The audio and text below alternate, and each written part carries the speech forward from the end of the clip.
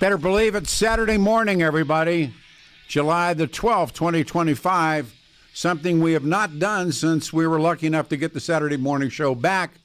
All open lines Saturday. The weather goes like this. 85 the high with maybe some afternoon storms. Sunday, 93, warming back up. And Monday, 95, and we'll do it again. My friends are throwing the Devil's Head Chopper 10th annual bike show. We'll talk about that about 9:30. But in the meantime, the 4 hours are going to be Jeffrey Epstein. And the fallout is now beginning. And the Epstein case, well, it's an explosion now. Is there a cover-up? And the purpose of the cover-up, 303-696-1971. This game has begun now over the handling of the investigation into the disgraced child molesting financier Jeffrey Epstein. And it erupted on Friday, right after we were done working, between Pam Bondi and the senior leadership of the FBI, including the Bureau's deputy chief, Dan Bongino. And Bongino used to do our radio show with us back when I was doing Monday through Friday. And he was a very likable guy. I mean, he's a very believable guy. And they believe that Kash Patel is in the wings to about if Bongino goes, would Patel go as well? And Bondi and her allies have come out and talked about Bongino, here's their claim, he parlayed a He-Man image and promotion of conspiracies into the top law enforcement job, planting stories in the conservative news media, blaming Miss Bondi for the backlash after the announcement earlier this week that the Epstein case would be closed. Now, they want to get this off the books. Do you buy it? 303-696-1971. The more you read about Jeffrey Epstein, and go back and read about what people said following his I believe, his murder. And they brought in these top pathologists who said, look, no, different bones in his body were broken, and they could have not happened by hanging. And then along comes Alan Dershowitz, who really takes it out and says, look, after Bondi says there is no client list, he said, I saw it. I read it, and I know who's on it. And remember, he got accused, and the woman who accused him later recanted. But again, Dershowitz said he'd seen the relevant and all of the stuff, the materials due to the accusations that he faced from the late Epstein accuser, Virginia Giuffre, and he was bound to secrecy by a court order, but she recanted her accusations against Dershowitz, and then she committed suicide, and a lot of people believe that she did not commit suicide either. So what is it that we're watching? Who is being covered up for? Who's calling the shots? The allies, if you would, of Donald Trump have turned on Attorney General Pam Bondi. There's the MAGA turns on Trump's Attorney General as the headline for closing the case on Epstein. Pam Bondi once said she had Epstein's client list on her desk, and then this problem with the clock and all the things that go with it. And it really makes for a Watergate-esque moment. And we'll just start with Ralph in Colorado Springs. It's going to be an open line Saturday morning. Ralph, you're up. Hello, Peter. The word I want to use, and we'll get to it, is leverage. But let me give you a background. I was a law student who took criminal law from Alan Dershowitz way back when Dershowitz and Larry Tribe were running around in bell bottoms. So I'm an old guy. When anyone talks about Dershowitz as an attorney, he is the sharpest knife in the drawer, period, end of sentence. What he's talking about, I believe, is what he got under the U.S. Constitution, which he knows well, from all sorts of sources, including whatever Epstein and anybody else had, to provide his defense. At one he time, got it on discovery. At one time, he was Jeffrey Epstein's attorney. at one time. That's correct. That's correct. And that also goes into it. But the fact is, what he's doing is saying, when I was defending myself, I got everything that there was. Okay, now a judge sees that. The plaintiff dies, goes away, case is dropped. Well, the judge seals it. Epstein never, remember, Epstein is simply arrested. He comes in on the 19th. He's dead in 5 days or 6 days, whatever it is, from the time he's arrested and time he's put in the cell, and he's dead. I mean, he doesn't make it long. No. But Peter, what I'm talking about is, what are you going to believe, Alan Dershowitz or your lying eyes? No, or Pam Bondi. No, absolutely. Well, I mean, that's what I'm saying. Laying the groundwork here. I totally believe Alan. Now, he gave me the lowest grade I ever got in law school, but that's another story. Who do you? Let me. You're great at this. Go. Who are they protecting? Okay. Let me give you. I gave you the word leverage, and let me give you another word: KGB honey trap. Oh, the pot. They would call it honey pots. Honey pot. Okay. Yeah, I was taught in intelligence. Okay. It was a trap. All right. But fundamentally, you get something that's sexual that a guy doesn't want disclosed. That did it to gay guys. And exactly. And then you get a secret information from him. Sure.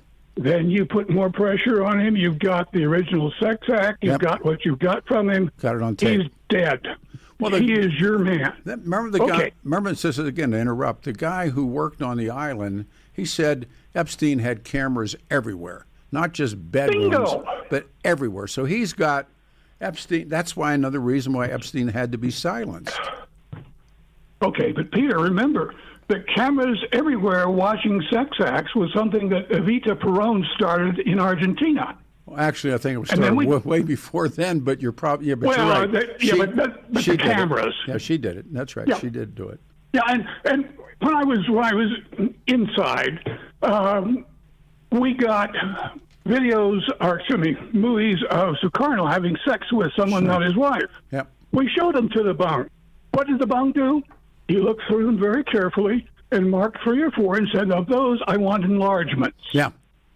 Well, that one didn't work. Remember, that's Indonesia. Hulk Hogan got caught with Bubba the Love Sponge's wife. And I'm serious. I mean, the I know. Yeah. I mean, look. But see, that's the point I'm making. It's called leverage. What you do, Insurance. KGB, Mossad, RCIA, hey, how about is you get something and you work it. I was reading last night. Saudi princes had come to the island. Oh yeah. Mm-hmm. That doesn't throw you. That doesn't throw me. Not at all. Not at all. Because they thought they were safe. Oh, they were. And that was how Epstein got them there. Because he promised safety. Because of time. Wrap this up for me. Did Jeffrey Epstein, was he murdered or did he kill himself? I mean, did he commit suicide or was he murdered? The real question, Peter, is who is being blackmailed with whatever Epstein had, and how is our government using it? And I will give you one thing. All right. Consider the number of Republicans who have flipped, turned tail, resigned, you name it, in the last, 6 months. Yep. That's when Trump got hold of whatever is there that Pam Bondi says isn't. Is Trump there? I have no idea. But if Trump isn't there, Trump knows that he can use everything that is there as leverage on all of his opponents. Then why is he saying such things as, why are we still talking about this and this creepy guy and almost like drive on? There's something going on. He doesn't want us to know. He wants to be able to maintain the leverage. The last thing you want when you're blackmailing is for whatever you have on the person to come out. That's what Trump doesn't want. I'm not quite sure, but it's a good theory. I appreciate. Thank you. We go to Cormac. Like your name. You're on the radio show Saturday morning. Good morning. Good morning, Pete. Hey, man. Thanks for taking my call. Pleasure. Love your show. Fantastic show. And I love the topic. It's very relevant. And I would agree with the previous caller. I wanted to add one point of reference, and this is something that comes by way of Mike Benz, and he made an observation that Jeffrey Epstein was the bag man. Yes, he was. For Khashoggi. Yep. Which goes back to the Iran-Contra and the CIA. Absolutely. And so that shows his pedigree. It shows who he was, how he was connected. Jeffrey Epstein was an intelligence operative who was run by both the Mossad and by U.S. CIA. It's as clear as day. We have his footprints are very clearly, they go right through the entire history of it, and the honeypot, as you mentioned, is in fact classic intelligence operation, and has been used by the Soviets, has been used by everybody under the sun. And so there's clearly players, many large, well-to-do, by large I mean influential players financially in the financial markets, tech, industrials across the board, and these people can play a role in success of political careers, both in terms of money and influence and resources. And I think that if they had the information on Trump, they would have released it. They were so desperate to get him out of the game. And again, if I can say this, first of all, in the Khashoggi story, Khashoggi's a Saudi Arabian, and he was also the middleman in transferring the American weapons from Israel to Iran, part of Iran-Contra. That was in the 80s. True. And Khashoggi was one of the several defense contractors that Epstein knew. And yep. And he multiple times, remember, there was a time, and I didn't know this, he actually had an Austrian passport, a legitimate Austrian passport. Then he has a Saudi Arabian passport, and that passport that they found in his I read last night till pretty late for me, but they showed he had a place of residence as a Saudi Arabian, and a former senior White House official reported, as you pointed out, Alexander Acosta, the U.S. Attorney for Southern District of Florida, who handled Epstein's criminal case in 2008. Remember, that was when he could leave his cell every day and go about his business. Epstein's criminal case stated to interviewers of President Trump's first transition team, quote, "I was told Epstein belonged to intelligence and leave him alone, and that Epstein was above his pay grade." And that makes your case. That he... Yeah. It does. It's pretty clear that as an intelligence asset, he can do nothing from prison. And it also, anything that lands him in permanent lockup really reduces his social profile. And he was part of the social fabric. He was on the fringe of the social fabric, but he was part of the social fabric. And so he rubbed elbows with the elites. If you look at from the Rothschilds to all of the major banks across New York, Florida. Trump walks through those circles as well, and did favors. And there's a constant exchange of favors that go back and forth, whether it's trips on airplanes and or finding resources that take care of problems across the board. And so very wealthy people have problems that need to be taken care of. And I'm sure that he was a very effective resource for CIA. And the leverage is something that if you've got somebody who's situated, for instance, inside of an organization who's giving you intelligence about what a prime minister is doing, what a central bank is going to be doing, the inside discussions, you don't want to lose that resource. That resource then gives you inside negotiating information, and that can then, where is the Bank of Japan going to go next in terms of bonds? Where are they going to set the market? If you know in advance, you can make the plays happen financially. Right. Now, and so let me come back to the nuts and bolts. In 2005, in Palm Beach, the cops began to investigate Epstein after a parent reported that he had sexually abused her 14-year-old daughter. Now, federal officials then identify 36 girls, youngest 14, Epstein allegedly sexually assaulted. He pleads guilty, convicted in 2008 by a Florida state court of procuring a child for prostitution, soliciting a prostitute. He's convicted of only 2 crimes as part of that plea. It was a controversial plea. He did 13 months, but they called it extensive work release. He's arrested again in July 6, 2019. Federal charges for the sex trafficking of minors in Florida and New York, and he died in his jail cell August the 10th. Arrested on the 6th, died less than a month later, a little more than a month later, and the medical examiner, well, he's on suicide watch, and he dies of suicide. And then they turn to all of these different pathologists who go, no, he didn't kill himself. The evidence is that he was probably hung, and then they start lying about the time frames and all the rest of it, and they blame it on the two guards who were supposed to be guarding him, and the cameras were turned the other way. Now, my question to you, because you're really bright at this, did he take his own life, or was he killed? I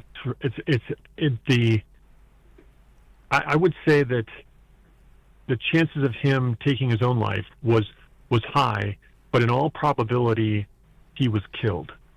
When the cervical, you got it. The cervical. That's right. The problem is that the forensics of it. So if you were to step away and say, forget about all of his intelligence background, forget all about all this stuff. That's my point. Somebody dies, and they're in a room by themselves, and you're like, oh, okay, great. And we see there's a bed sheet, whatever, and supposedly he was by himself. Yep.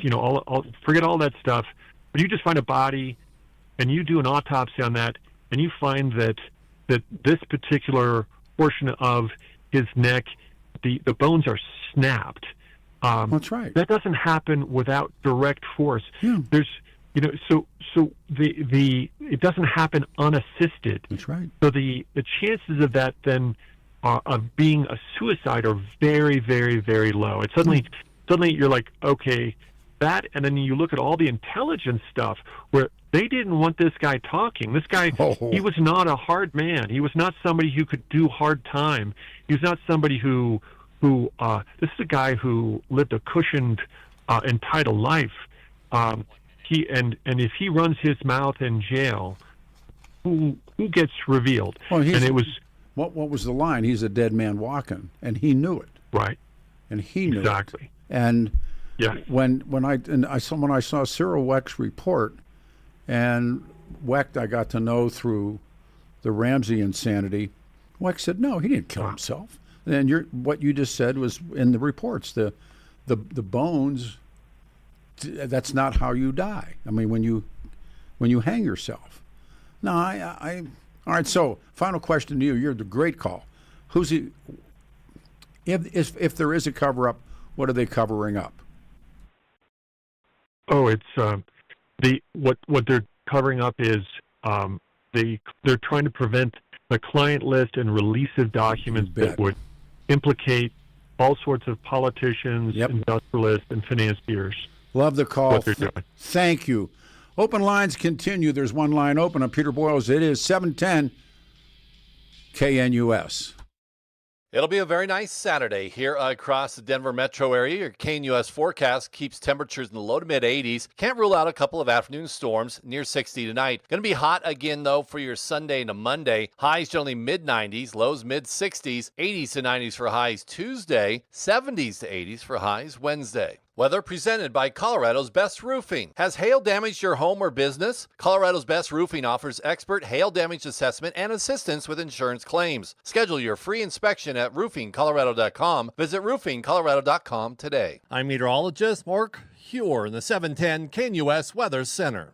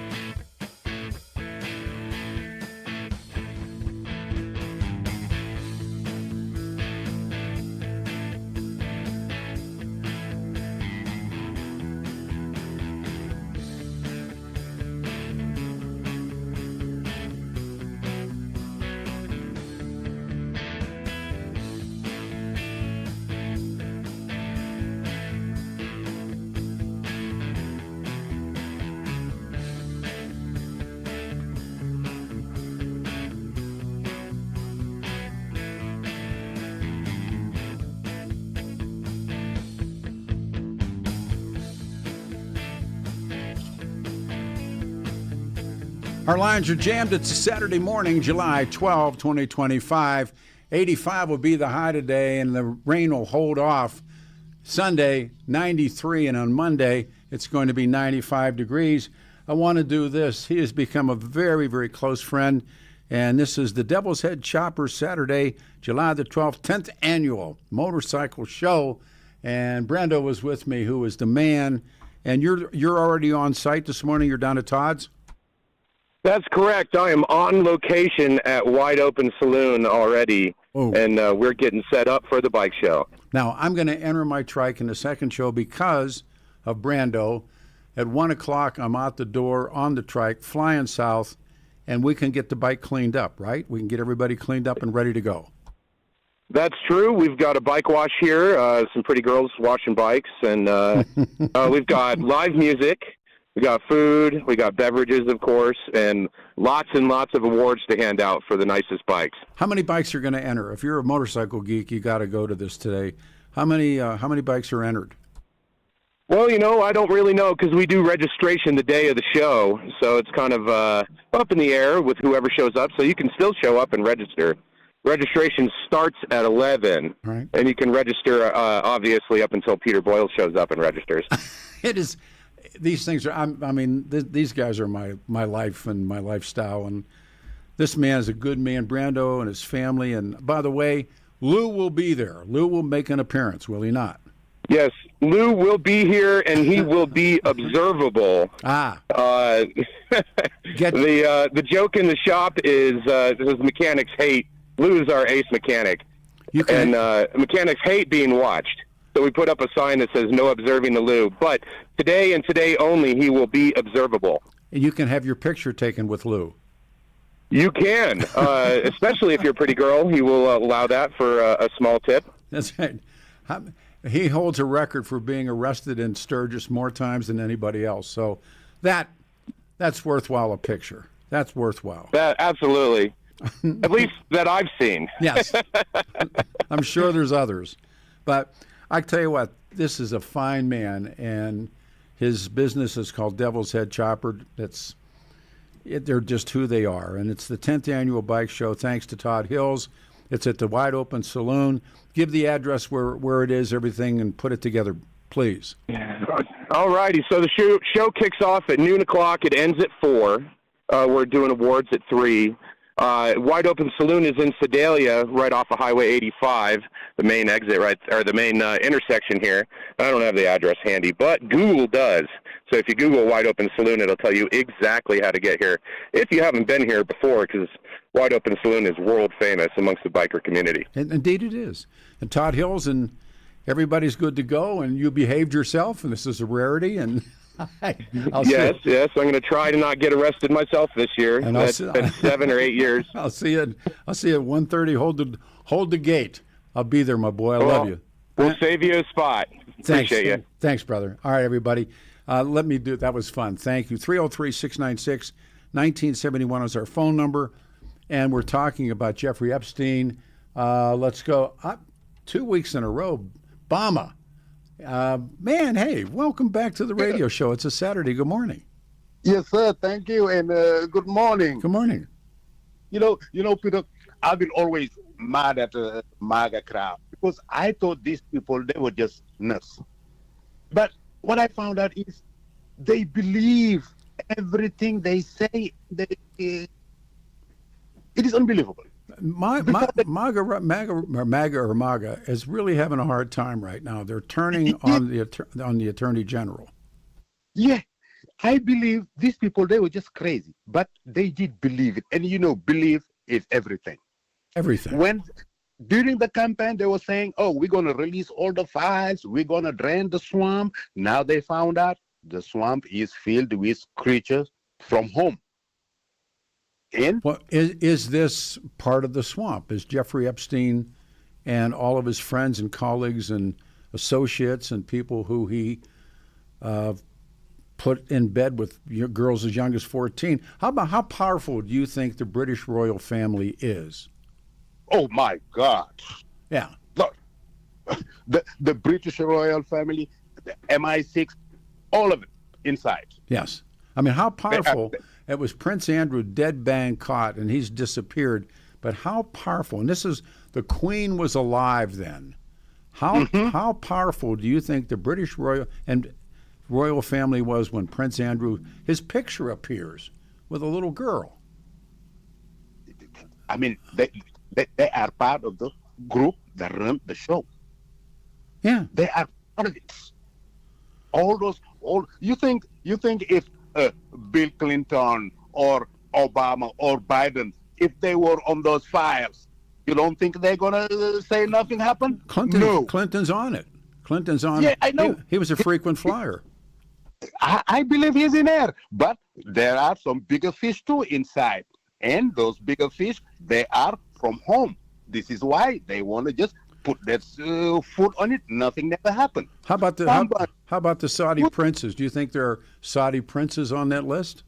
I believe those princes in the Gulf are the worst creatures you ever seen. Yeah, I'm serious. They are the worst creatures you ever seen. Bondi, you think Bondi is going to protect any Democrat or anything? She's done. It won't matter. I don't think she makes next week. She'll be out. I don't. All three of them, they will be gone. You know, yesterday I listened to Mark Epstein on the Don Lemon show, and he said his brother got killed. I never thought. I always thought. Yeah, his name's Mark. His name's Mark. Yeah. He said he said his brother was murdered. Yeah, he said it yesterday on the Don Lemon show. Yeah. No, he said that for a long time, and yeah, yesterday was the first time I heard him anyway. And Cyril Wecht, when Cyril Wecht said it, that he was murdered, and a number of pathologists have said the way that the bones were broken. I don't pretend to know any of this, but that he was killed. And then there's this weirdness of, he's on a suicide watch. Yeah, and he commits suicide. Think about that's from Brother Jeff, but think about that. And and they blamed the guards. They initially blamed the guards, and now they don't blame. And now there's video after there was no video. The cameras were turned the other way. Obama, yeah. It just doesn't add up. No, at all. But right. These coming days gonna be fun. Thank you. Take care. It's gonna be fun. All right, let's go. Stephen in Denver. Stephen, thank you for waiting and calling the show. Good morning. Hey, Peter, I got an observation. I got a few points. The observation is you've done great against the grain coverage on Palestine and Epstein, because it's like the election. You're going against the flow, which is the best journalism. Oh, so, yeah. My observations are, and everybody's got a lot. This is a heck of a topic. You can't overlook this guy, Lex Wexner, the Victoria's Secret guy. Victoria's Secret, that's right. But he gave Epstein billions. I mean, just money forever. And the other point is the scope of Epstein's wealth is just beyond belief. Oh, yeah. I mean, Les Wexner, who gave him a house, he called himself Epstein's mentor, and they had purchased this house. You don't call them houses, I guess, in Manhattan, but on East. I'll read you the address: number 9 East 71st Street, Upper East Side of Manhattan in New York City. They purchased it for $13.2 million in '89 by Les Wexner, who renovated it, and then Epstein moved into it in '95. He took full possession of the mansion in '98, and he paid Wexner a very small amount of money for it. The house was valued at $77 million. And he got it for $20 million. In terms of, that's a hell of a deal in a Manhattan real estate job. And that was also one that was fitted with closed circuit television screens and telephones concealed in the cabinet under the sink. The house also had its own heated sidewalk to melt away the snow, and they go on and on and on. and he had cameras in every room and every bedroom and bathroom, and he watched. This is something that Epstein did. Yeah, apparently Wexner was just ungodly socially awkward. Yes. And that fit Epstein's, MO. And apparently he also had this place out in Ohio where, that's right, quote, AIDS to Epstein women would go out there, it was in and they'd find a very difficult time getting out of there. It was in Columbus, Ohio.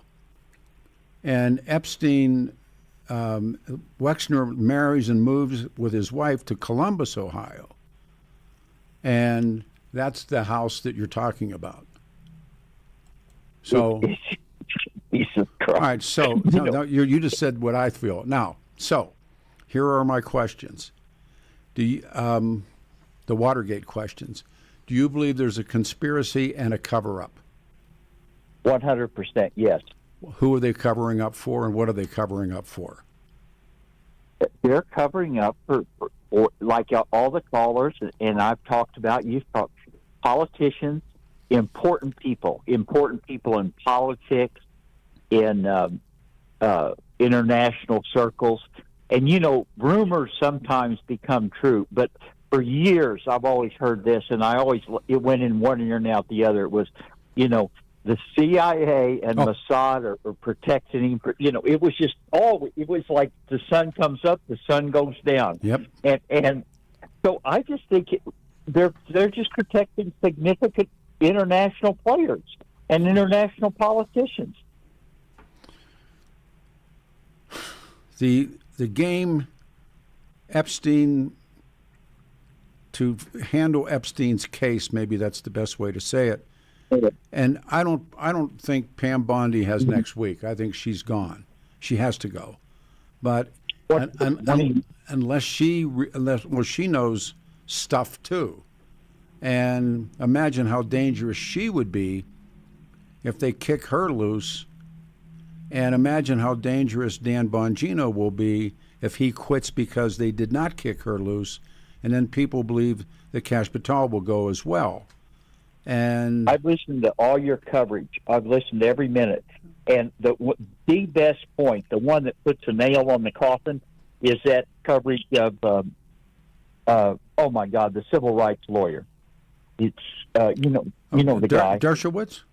Dershowitz. Yes, what he said this week about the list. No, I've seen the list. I mean, yeah, you've seen it. He knows. He knows. He knows who's there. And for her to say that the list doesn't exist, and the guy says, wait a minute, I saw it. It was part of what his discovery was, because the young woman accused him, and then later she recants. He wrote a book about it. I mean, isn't that tough? Bondi looks so pathetic. Oh. That looks absolutely ridiculous. But you play those two clips side by side. Who's she protecting? Everybody. I guarantee if the list ever does come out, we will recognize every name on that list. I think you're right. I think you're absolutely right. Thank you, sir. Very good. Great call. And Thank you. He didn't kill himself. Oh, no. This is David in Loveland. David, you waited. It's Saturday morning, July the 12th. It's going to be 85 for a high. Thank you, and welcome to the show. Thank you, sir. It's an honor to talk to you, Mr. Boyles. Oh, you're kind. I just wrote a bunch of stuff down. I just have questions about local radio, why they're not taking any calls from the public anymore. I'm talking to you, and you're the only person that I listened to since I was a kid. I used to listen to the guy who Ellen got shot. To Ellen, yeah. Okay. I mean, I was an only child, and that's all I had was my radio. Sure. But my question is, do you think the press are told what to ask in the press conferences? Because why wouldn't they even ask about the forensic reports? If you're talking about the National Press Corps, yeah. For instance, right now, Fox News is having a very difficult time doing the Epstein story. The news media has become the Republican or conservative side and the liberal Democratic side, and we become tribal. You choose your tribe. You're either a CNN person or you're a Fox News person.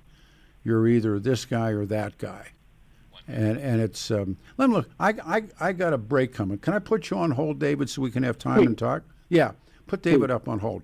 Good morning, everyone. The fallout now over the handling of the Epstein case is erupting into the open. Epstein, of course, we've talked about it. I personally believe he was murdered, and I read all of the forensics last night. Not that I understand it, but the conclusions. This is between Attorney General Pam Bondi and the leadership of the FBI, particularly Deputy Director Dan Bongino. And this is going to get nasty. How much time do you give her?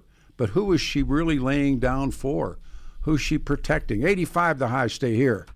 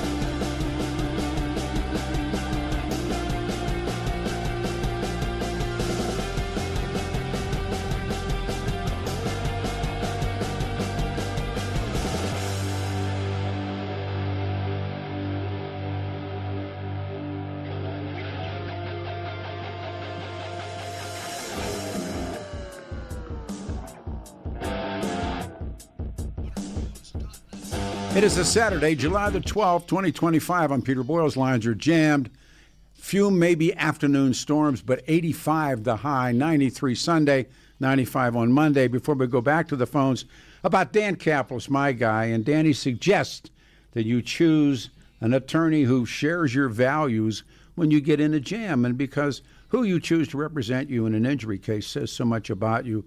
My family went through some stuff, and Danny was there, and he was a right arm. Dan Kaplis, the son of a, course, Chicago cop. We've talked about his life. Believed to be the only attorney here in Colorado history, to win 5 straight multi-million-dollar verdicts, jury verdicts, Colorado crash cases. Dan's believed to have won the largest truck crash verdict in Colorado history.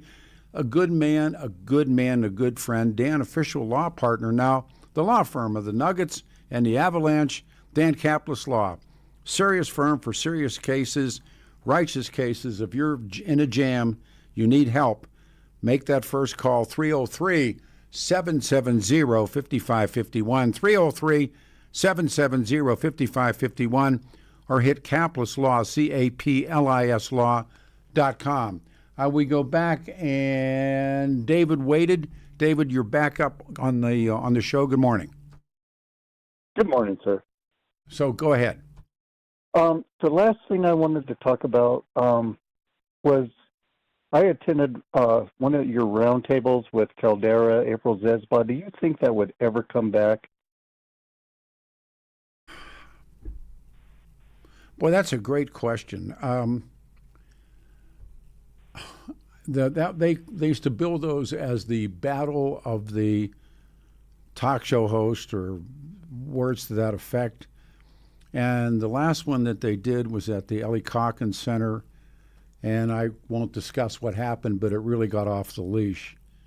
And April and Stefan were emceeing it that night. And those of you who were there know what happened, and I think that might have been the end. What was my grandmother's great line was, keep a civil tongue in your head. Well, that's not what happened. But to me, it was, it was due to happen, and it happened. So, no, I do not. I don't think at this point there's not that many left on airs. That there's only one live. Well, I do a Saturday show, but Jeff and Billy are the only live show here throughout, and then the rest of it's syndicated the rest of the day. And then I do a show. Mikey Boyle does a show. There's some brokered shows, but it isn't like it once was. So no, it's a shame that all these radio shows can't get together, because I listen to talk radio, but it's not talk radio anymore. No. It's their opinions and.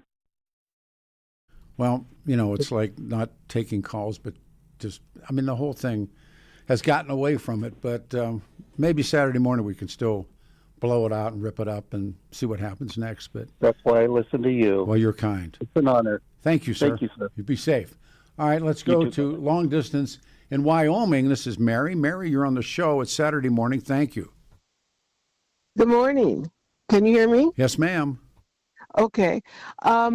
What I would share was I think that at this point there's an agreement that he was murdered, and I think at this point that everyone agrees that there is a client list, so that really this whole thing is about the client list and and the blackmail that went along with it. And I think that that's what is not being addressed. I think that that's one of the reasons that I think, if you want to call it Trump, I want to go back to when Trump was originally in 2016. Do you remember how there were rumors on how the Supreme Court was compromised? Roberts was being blackmailed. Yes. And that made such a difference. Yes. So, do you believe that Epstein, I believe Epstein had the goods on a lot of people, and he had it in travel documents, he had it in videotapes, he had it each and every way, documented how many people came to the island, or did they join him in his mansion in New York? What did he know? What was he in the middle of? And he had to go. But then, and my point. Go ahead. I'm sorry. No, go ahead. Then, go ahead. Well, then my question is, if all of that is true, who are they covering up for? And the point, though, is that if this all comes out, and I'm not saying that it shouldn't come out, my point is, what is going, I mean, you have to think that given the lawyers that were involved and also the bank financiers throughout the world. Oh, indeed. I mean, what is the damage that's going to do when all that comes out? And I keep thinking that if the political, whether it's left or right, if it comes out, what's going to happen to our world? Well, power brokers or power shakers, they have no politics. They have no allegiance. It's like a multinational corporation. It flies no flag. It has no sense of self. It only has sense to profit. And the flag that they fly is an American dollar bill. Having said that, if he was, and he once claimed that he was, a CIA asset, if he was a Mossad agent or asset, if he was also working for the Saudi Arabians, he had Adnan El Khashoggi. He worked and walked in so many different worlds. He's one of those guys. But when Bondi comes out and says that there is no such thing, and Dan Bongino, who I got to know a little bit, Bongino said, look, he didn't come to work on Friday. And he says, and if I'm reading correctly, he's not coming back to work until she's fired. And if she goes, then it becomes Watergate. And then watch what happens when each and every person up and down the line starts to bail. And I think there's people that we don't even know who they are at this point. But as it was in the beginning of Watergate. Now, the Democrats want an investigation. They want a committee. They want all of this. And there may be enough American people to back their play and say, yeah, we want this. If you remember Sam Ervin, and they had the Watergate Commission. And if they get to that and people get called before the commission or the investigating, like what Frank Church did with Kennedy, you got problems. And there's Democrats and I think there's a lot of foreigners. I mean, I asked this question earlier. How powerful do you think the British royal family is in the world? Oh, they're up there on the top. Yep, but my point is that what is going to be the process? So the list gets posted, and we see all these bankers and financiers, and we start seeing these politicians, etc. That are. What are we going to do? Is my point. Well, how is that going to impact our economy? How is it going to impact if that means you're afraid of the truth, and I'm not saying you, but I remember Players in Sugar, and again, I was in the middle of that, and I know the powerful people, but it wasn't going to be destructive. All it was going to do is embarrass the hell out of these married guys who decided they wanted what they wanted. In this case, but this isn't going to do that. There's going to be a lot of sub. There's going to be a lot of sub stories, like I was mentioning about John Roberts. I agree. I mean, I believe that we have Obamacare because of his position. Once again, of making it taxes. But then look at the impact that would make. But then we should know that. Then, if that is true, and if the fallout is greater, remember when it starts out, it was what did Nixon call it? A third-rate burglary. And it turned into what it turned into, the plumbers, and then it went from there, and then it went from there, and then it went from there, and it went from there, and went from there, and it ended up with Richard Nixon's resignation. So Epstein, his murder or his death or his suicide, and now Bondi comes out and starts telling lies. And now it's underway. You're a very good call. Thank you, Mary. Folks on the phones, hang on. We have one line open. It is a Saturday morning. I'm Peter Boyles, 710 KNUS.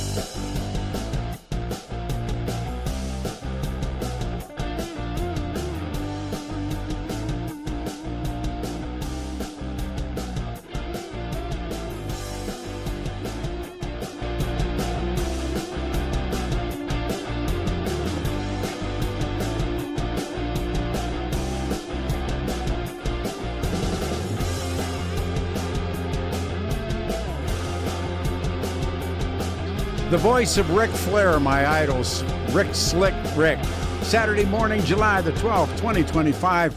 I'm Peter Boyles. Lines are jammed. 85 the high today, says the 710 KNUS weather forecast. 93 Sunday, Monday 95. The conversation, of course, is the Jeffrey Epstein case, and it has now become an explosion. And when you read around everywhere right now and watch who's touching it and who's not touching it, but this has begun over the handling of the investigation into this pedophile financier Jeffrey Epstein. It erupts in public, and this was after the radio show was over when Bongino did not go to work. The FBI, this fight now seems to be the AG, Pam Bondi, the senior leadership of the FBI, the Bureau's Deputy Director, Dan Bongino. It is rumored that Kash Patel will go. Bondi, and I got some of this stuff from reading theirs, they jacket Bongino. I'll just read this to you. Parlayed a He-Man image and a promotion of conspiracies into a top law enforcement job, planting stories in conservative news media, blaming Miss Bondi for the backlash. It is interesting to have watched that press conference and watched Donald Trump try and blow past all of this, but the fight's on. And Epstein, you're asking yourself in terms of, well, the Watergate investigation, I think, is the closest that it comes. And if you agreed that Nixon was indeed covering something up, then what was it?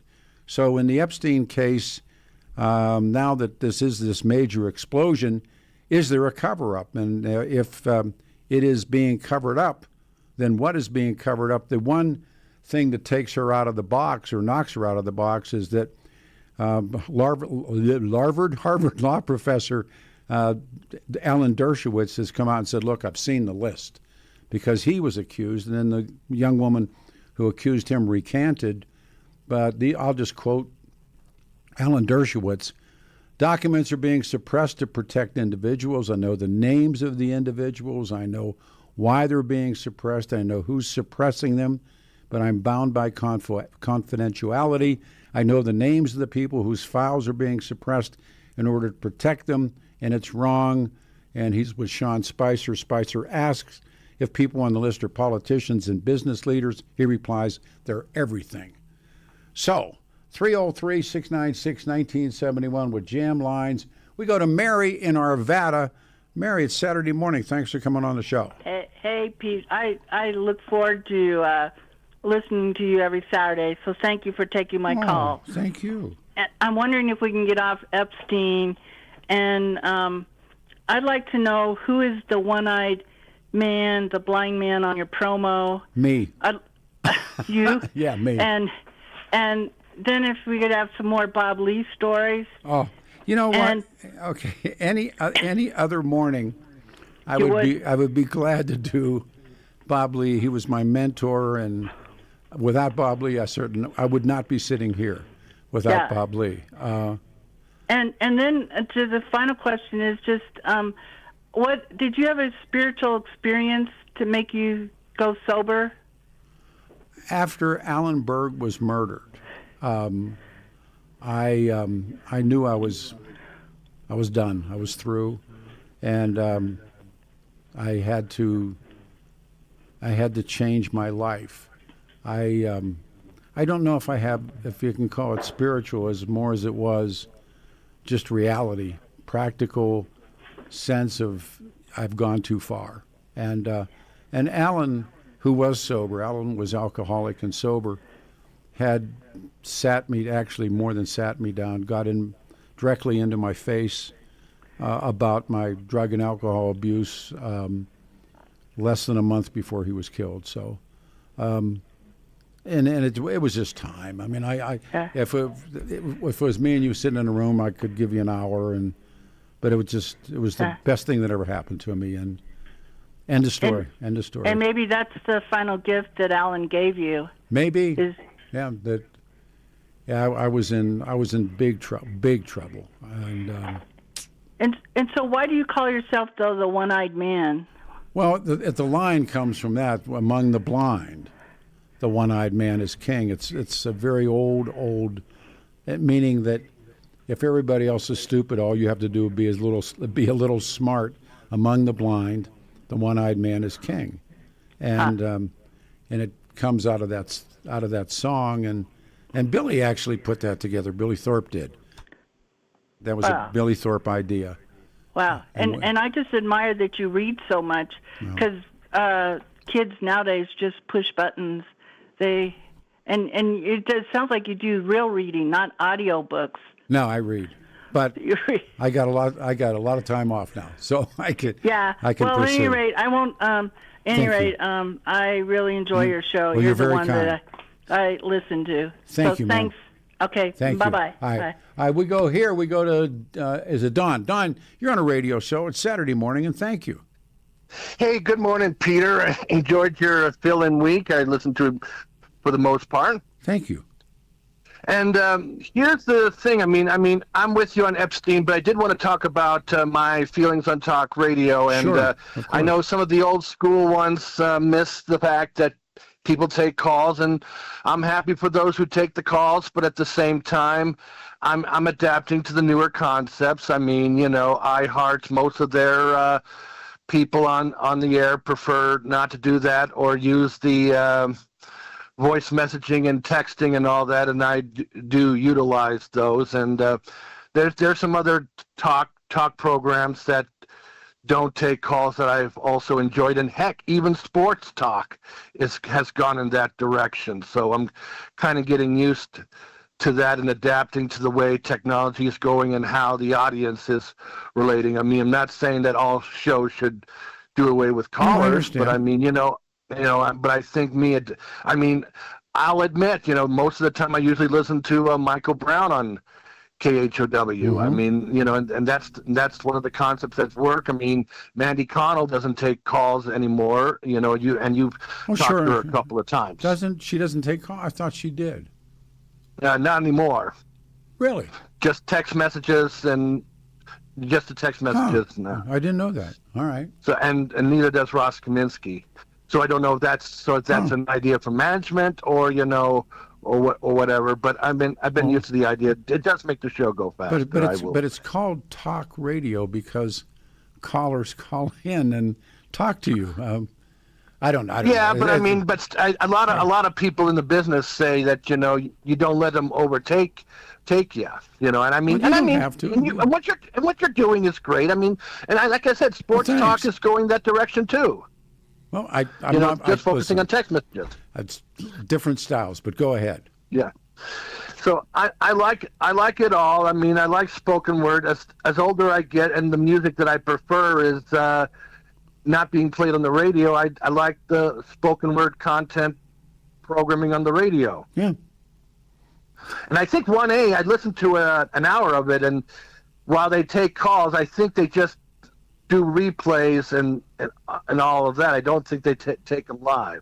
Well, that's part of the gamble is you play live radio, and if you can't defend your positions or you can't have an open conversation, but so be it. I appreciate your time. It's a good call. Thank you. Talk to you next week. All right, sir. We go to Mark in Aurora. For the first time, there's actually a line open. We have been jam lines since we started.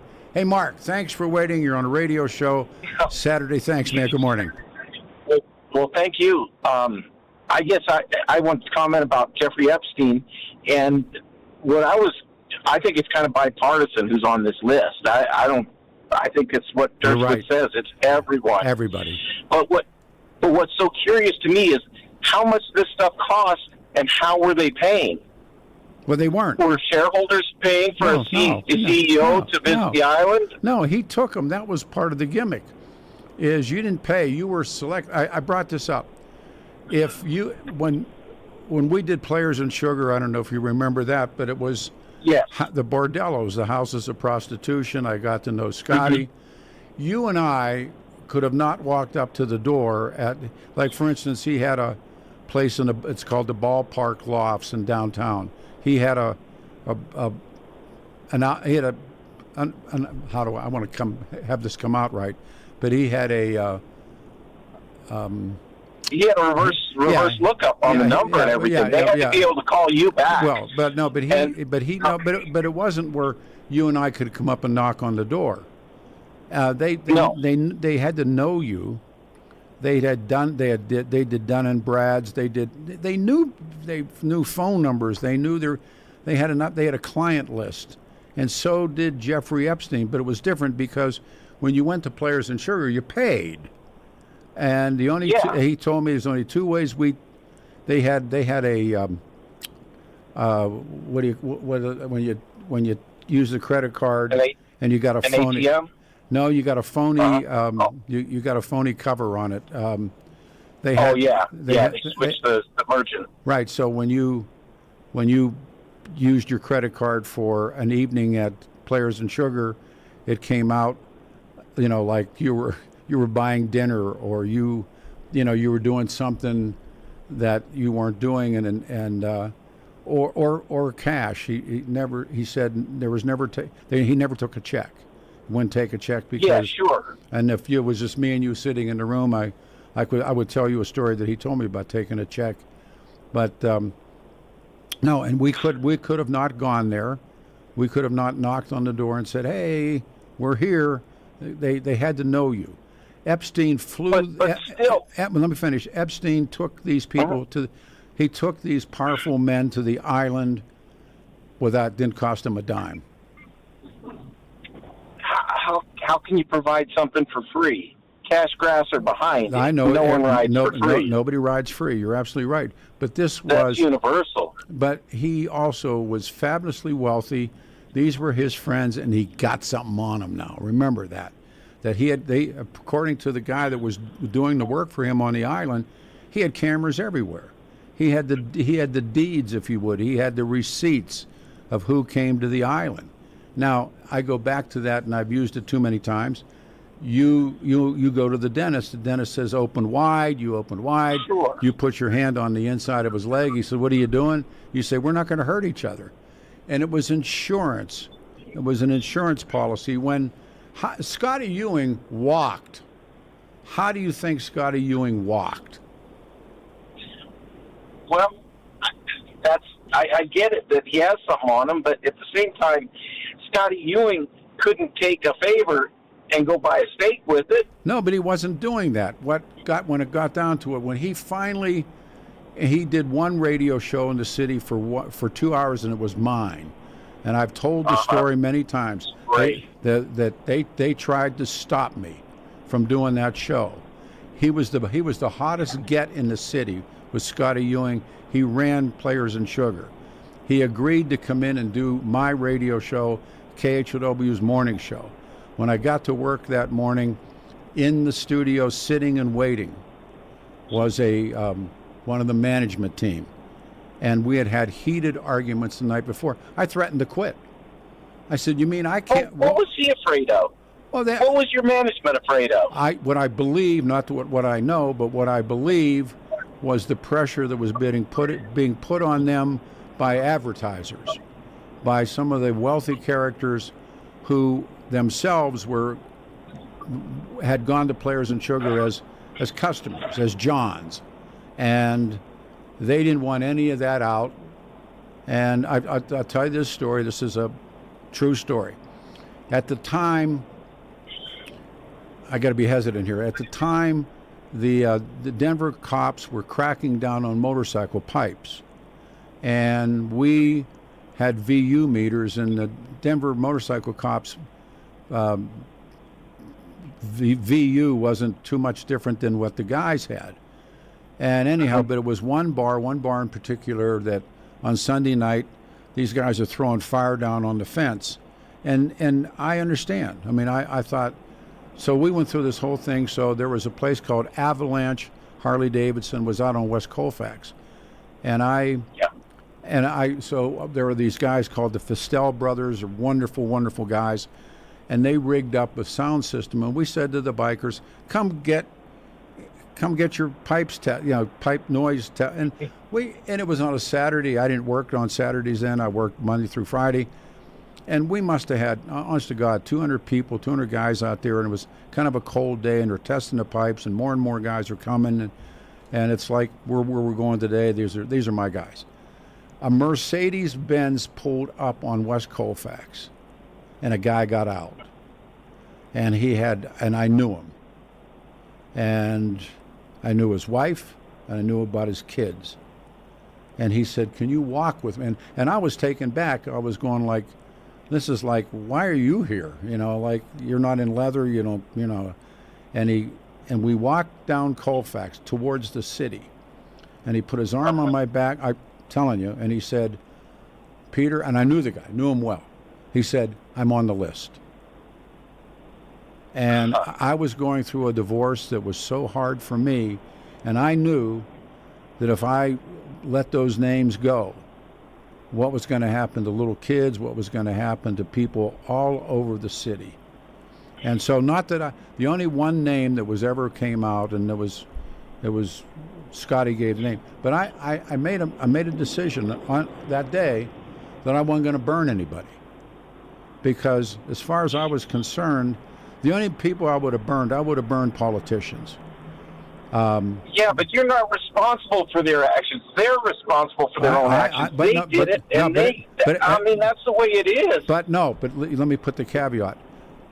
When it came to politicians, remember when they were doing John's TV and they were putting bait cops? All right. Now, the same guys that were doing that, I personally believe were going to the Players and Sugar. And I'm thinking to myself, and was Julie Hayden and I. Julie was at Fox at the time, and we got two guys out. One guy was a roofer, and the other guy was a GI. Out at Buckley, and it's Friday night. The guys had 6 or 7 beers. Maybe at home there's nothing going on, that him and the old lady are on the outs or whatever. So dumbass picks up a street hooker. Well, he pops a bait cop. When he pops the bait cop, they seize his truck. They call the old lady. They call his boss. And remember, they used to have John's TV, and they put their guys' faces on television. Yeah. Now they would do that to those guys who were paying $30 or whatever they were paying for something on Colfax. But these guys who were the power brokers of the city, they were going to Players and Sugar, spending a hell of a lot more money and not getting nabbed. And I said to myself, Peter, what is the difference between this poor guy with too many beers in him picking up a bait cop on West Colfax and getting lined up to go to Players and Sugar? The difference is not much. And they got away with it, and the poor schlub on Colfax on payday night wasn't getting away with it. And that was the only ones that I would do. Well, I guess I understand that, but these powerful people with enormous amounts of money, they were paying somehow, some way, and I think it was more than just favors. I think it was actual money, cash, maybe, or gold, or silver. Maybe. And I kind of think there's more to this, that there's a whole different banking system out there that me and you don't ever see. Me and you never see a lot of stuff. That's right. Mark, you're a good call. You see a lot more than I do. But I don't see it all. We got it. Yeah. All right, brother.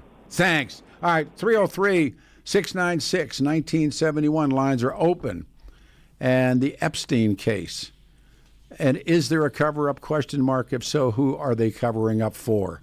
303-696-1971. It is Saturday, July the 12th.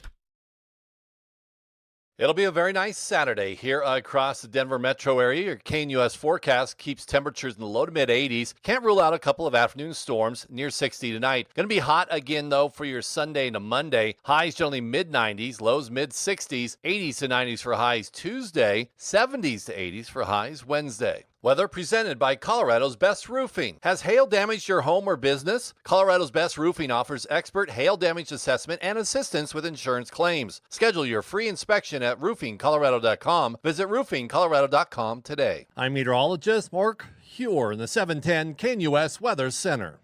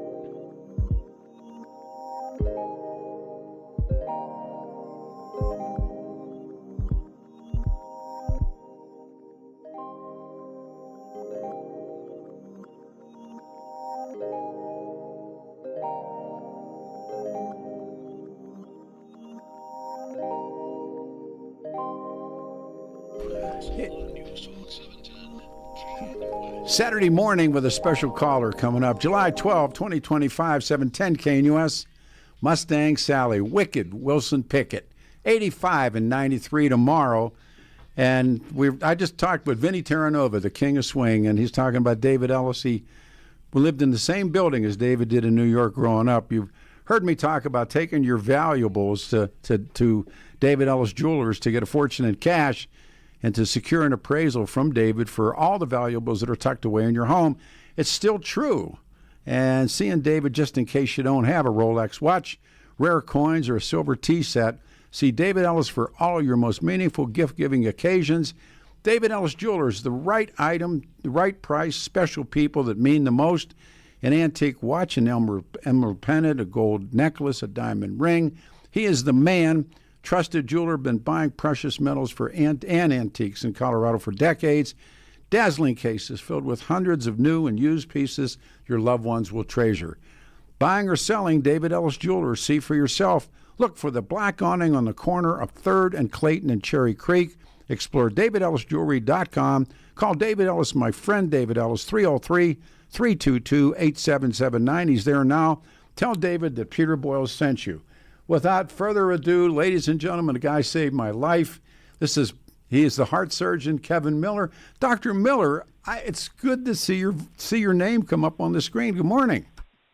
Good morning. How are you today? You know what? I'm really, really well. That's what I hear. Yeah. It's so funny. I listen every so often. Just whenever I'm going back and forth to work, and I heard you on the radio this morning, but I also heard that you also got a new aortic valve not too long ago. Those guys, they worship you. the guys that did, they put the valve in me. Dr. Miller did a quintuple bypass on me. Well, that was 25 years ago, Dr. Miller. Has it been that long? 25 years ago. Amazing. That is just amazing. Yeah.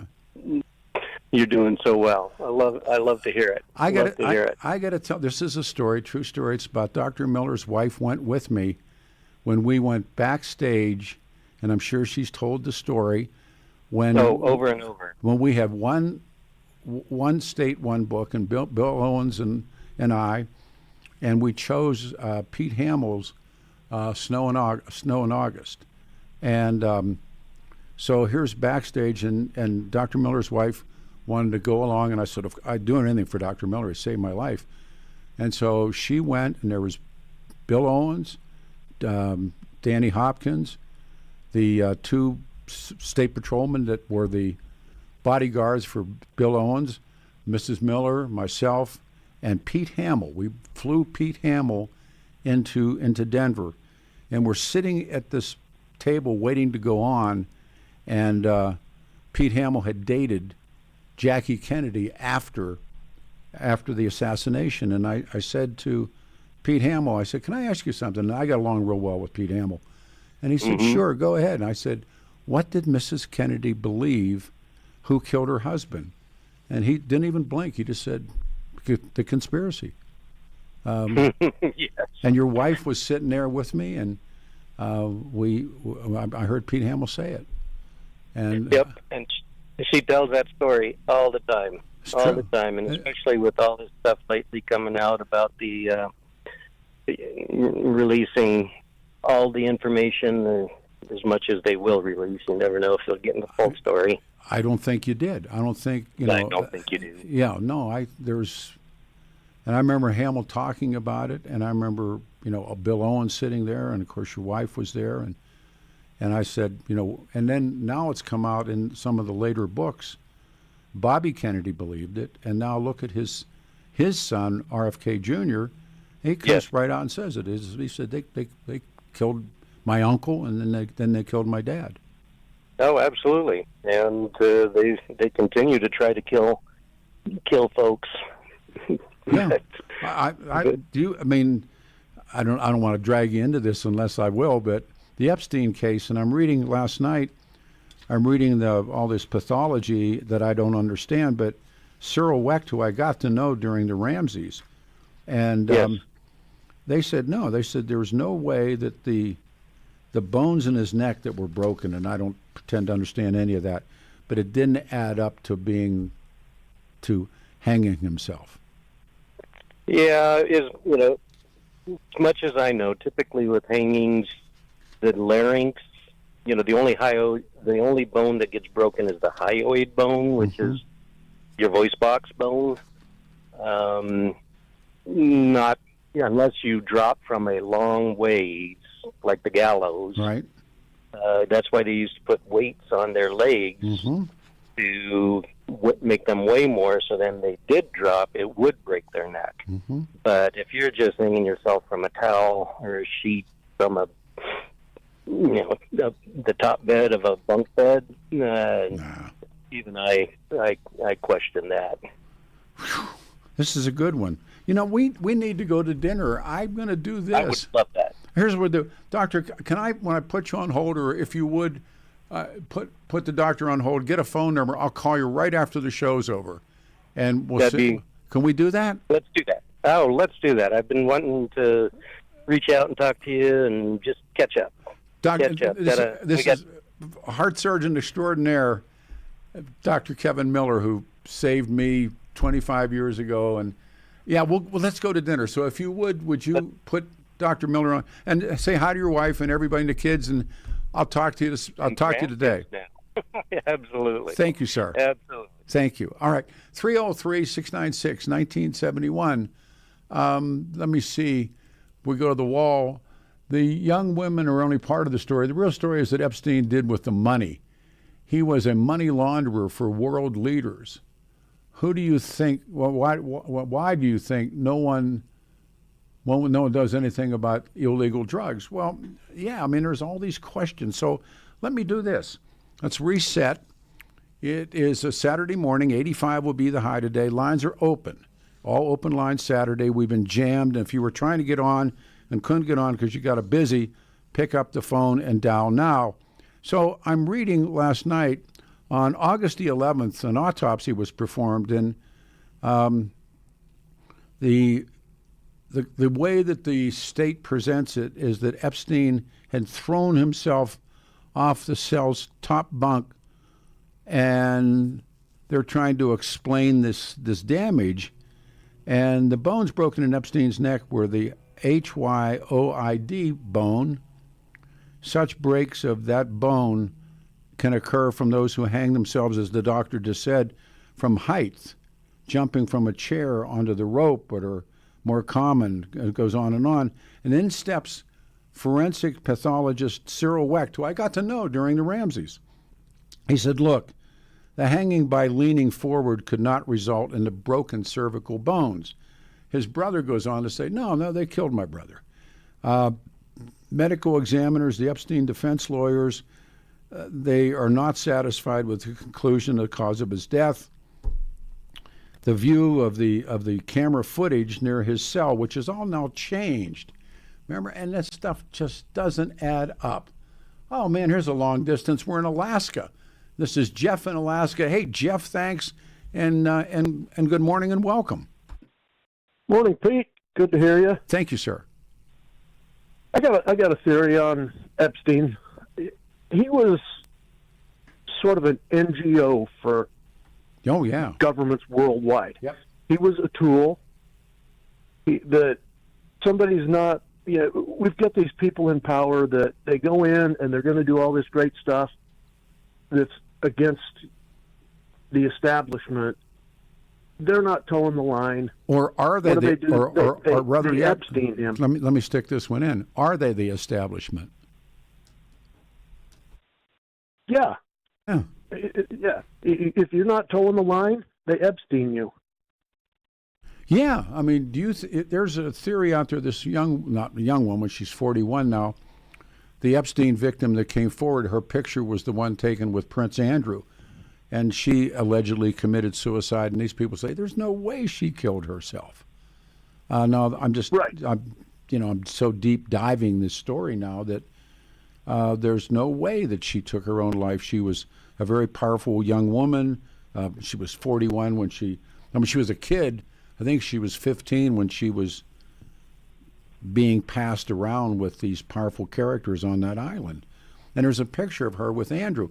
And let me ask a question I ask. How powerful do you think the British royal family is? Very powerful. Thank you. I don't think they're as powerful as they once were, but they still hold and wield. Remember when all of this happened, Elizabeth was alive. And it's a different boogie right now than when Elizabeth and Philip were alive. They ran, they had MI6. That's a serious question. Yeah. And you've got, you look at what civilizations have done with deviant behavior over history. You go back to Caligula and how they got into deviant behaviors, and these people in power that have a panache for it, they used him as a service. He knew for what they wanted to do personally, and they also used him to blackmail people and set them up, and they'd have to toe the line. Do you believe, and again, this is belief, that he was a CIA asset, a Mossad asset? He had a Saudi Arabian passport. He had an address in Riyadh. He had the island. He had New York. And he was Khashoggi's guy in Iran-Contra. He was Khashoggi's guy. He was the arms guy, the arms dealer. What was he working for? I'm asking you. Yeah. There's your answer, is find out who he's working for. Yeah. Do I think he's dead? Probably. Yeah, he's dead. Do I think it's a possibility that he's not? It's an outside chance. Was he murdered? Yes. If he's dead, he was murdered. I don't think he killed himself. So what are they covering up for? Who are they covering up for? 20% of the power, at least. But why is Bondi going? Why is Bondi doing this routine, this act that she's doing? Who protects Bondi? To protect herself. Where's her? Her family. The pressure's on her. Do you think she lasts out next week? Yeah. I don't. I think she makes it. I think she makes another month. That's a full pull. I don't think so. Yeah, I think she has to. Good call. I don't think she walks appreciate listening. And what's the weather today up in Alaska? Rain. It's rain. We had summer in April. That was it. It's over. It's over. Jeffrey, thank you for listening. Another long distance. This is in Indiana. This is Phil. Hey, Phil, thank you. Welcome to the show, and good morning. Good morning, Pete. It's nice to talk to you. Thank you, sir. My main thing today is I believe that the best way forward for this would be for Donald Trump to make a national announcement, and he would declare that all of the files related to the Epstein stuff are now top secret, and they're going to be locked on for national security reasons. And we all know what those reasons are, but they will never admit to anything. What are the reasons? That would be a quick way to, the reasons are the ones you keep talking about. Well, if Dershowitz, one of the great lines from the Dershowitz cop is that he said, I know the names of the people, I know the files are being suppressed in order to protect them. He uses that word that you just used, suppressed. Yes. So if the president was to lock them under some sort of presidential authority, and they would stop digging at this, because all it's going to make it worse. Well, all it's going to do is, if they ever get that opened up, is what are they going to do? Have hearings where they're going to be calling victims and witnesses and all of that kind of stuff? Bet on it.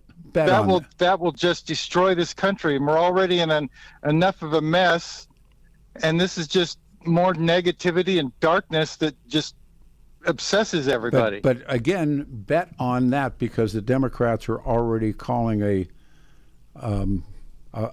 want. Remember when they went through Watergate, they had to commemorate Sam Ervin. I remember watching it on TV. I watched it every day, and that's eventually where it comes apart. I think if this holds true to the model, that if Bondi doesn't resign and Bongino does, if Bongino goes, Kash Patel says he might go, and then you start that Watergate hirings and firings and tumbling dice, and there's reasons, and I think I really do believe you have the right to know those reasons and who was involved. You don't think there's a back channel phone call where Donald Trump talks to Dan Bongino and tries to understand? Oh, sure. And again, that's why I think that anyways, it would put it all on Trump, but it would be he'd be using his presidential authority that all of them keep accusing him of abusing anyways. As Harry Truman said, that's where the buck stops. So yeah. So it's Trump's call. You're right. And but I would hate to see him lose competent and good people that are working for him because of the truth will out. Truth's tough. It will. Got to go. Good call. Thanks, Phil. Everybody on the phones, hang on. Open Lines continues. It is a Saturday. I am Peter Boyles, 303-696-1971.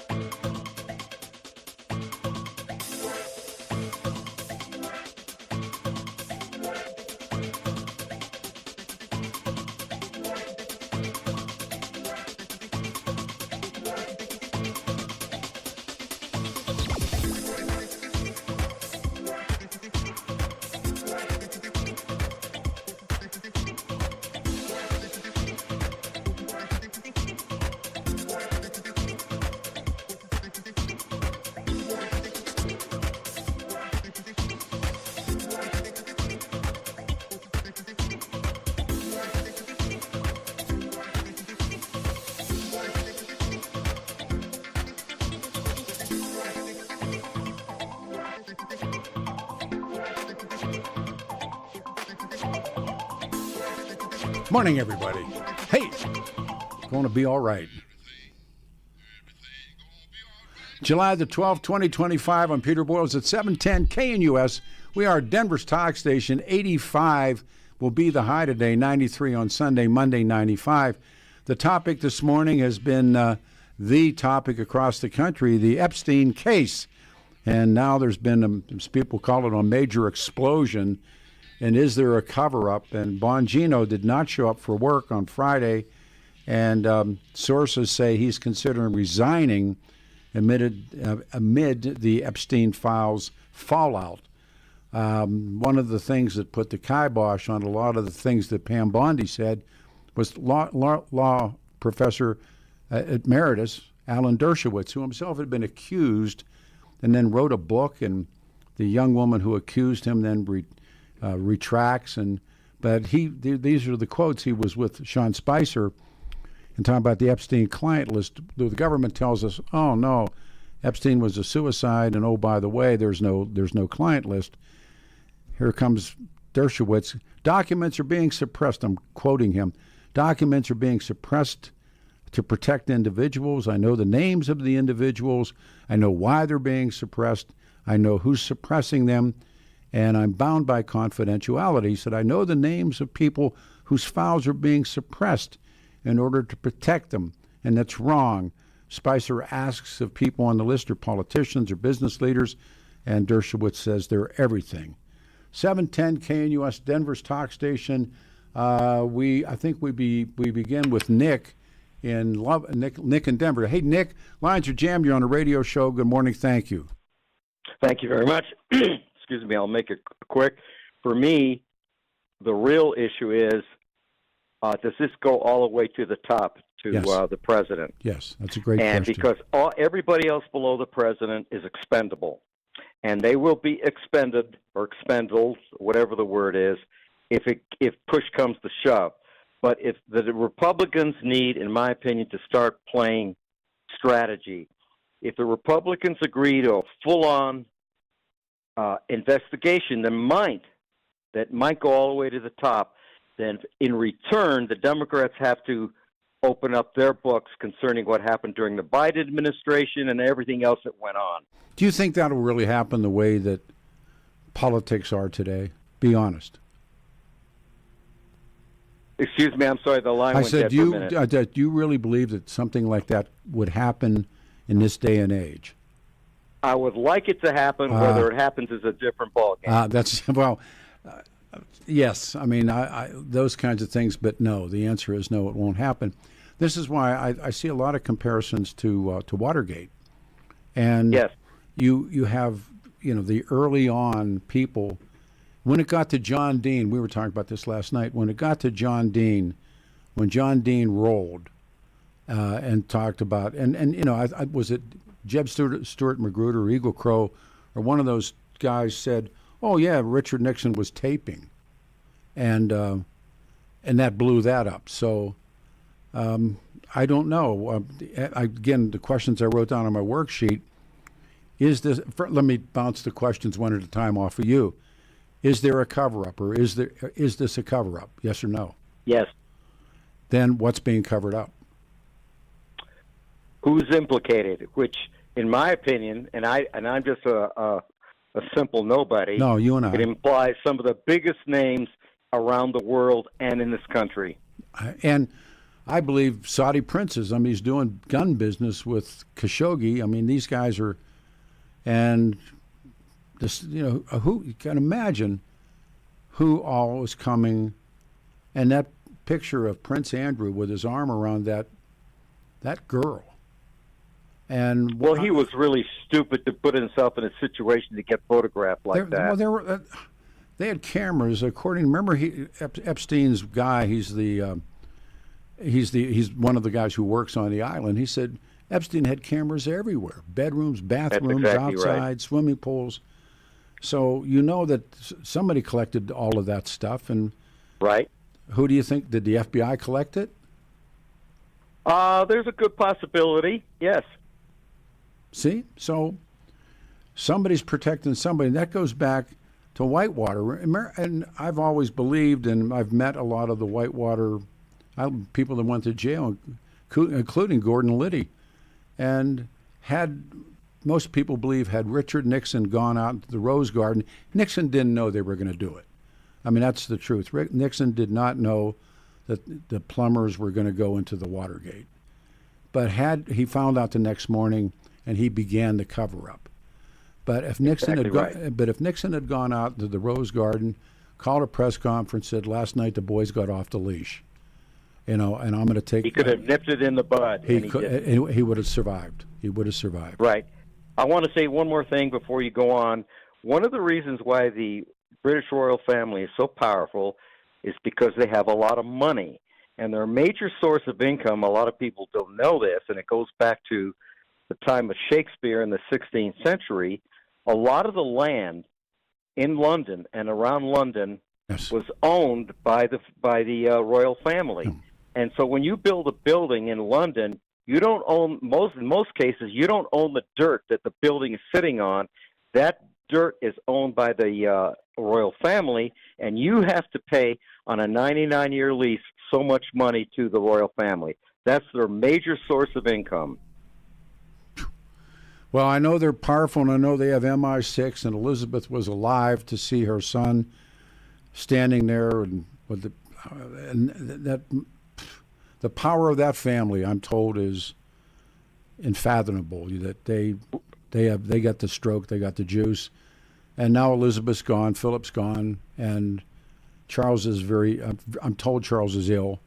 Yes, it sets William up. We'll see what happens. Well, again, that's where their major source of income comes that gives them the power that they've had. Fair enough. Good call. Thanks for your time. All right, we go here. There's a line open. Hey, Sandy, you're on the radio show. Good morning. It's Saturday. Yes. Another great Peter Boyles Saturday morning. Thank you. Thank you. Thank you. So this is my deal. It's the me, it's the we the people, and not for the club. We all need to go back to George Carlin's montage about being part of the club. Yeah. Also, I would love to see the effort that they're putting into this Jeffrey Epstein thing, into getting rid of the poison on our American streets. Well, we know this much, and I agree with you again on that. But Epstein, when the government is clearly not telling you the truth, and again, Watergate was called a third-rate break-in. And if it wasn't for Woodward and Bernstein and a couple of others, they probably would have gotten away with the same with Daniel Ellsberg. When Ellsberg again gets his hands on what becomes known as the Pentagon Papers, actually helps write them and turns them over to show the truth about these are really significant moments, far more I think than people are willing. I gotta take a break.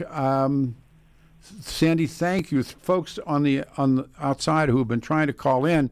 303-696-1971. Lines are open. It's a Saturday morning. 85 the high today, 93 tomorrow. What are we watching? Is there a cover-up involved in this? And if so, what is being covered up? In the case of Watergate, we knew what was being covered up. And on other issues, what happened in Players and Sugar? That was a huge cover-up here in Denver. Stay here, 710 KNUS.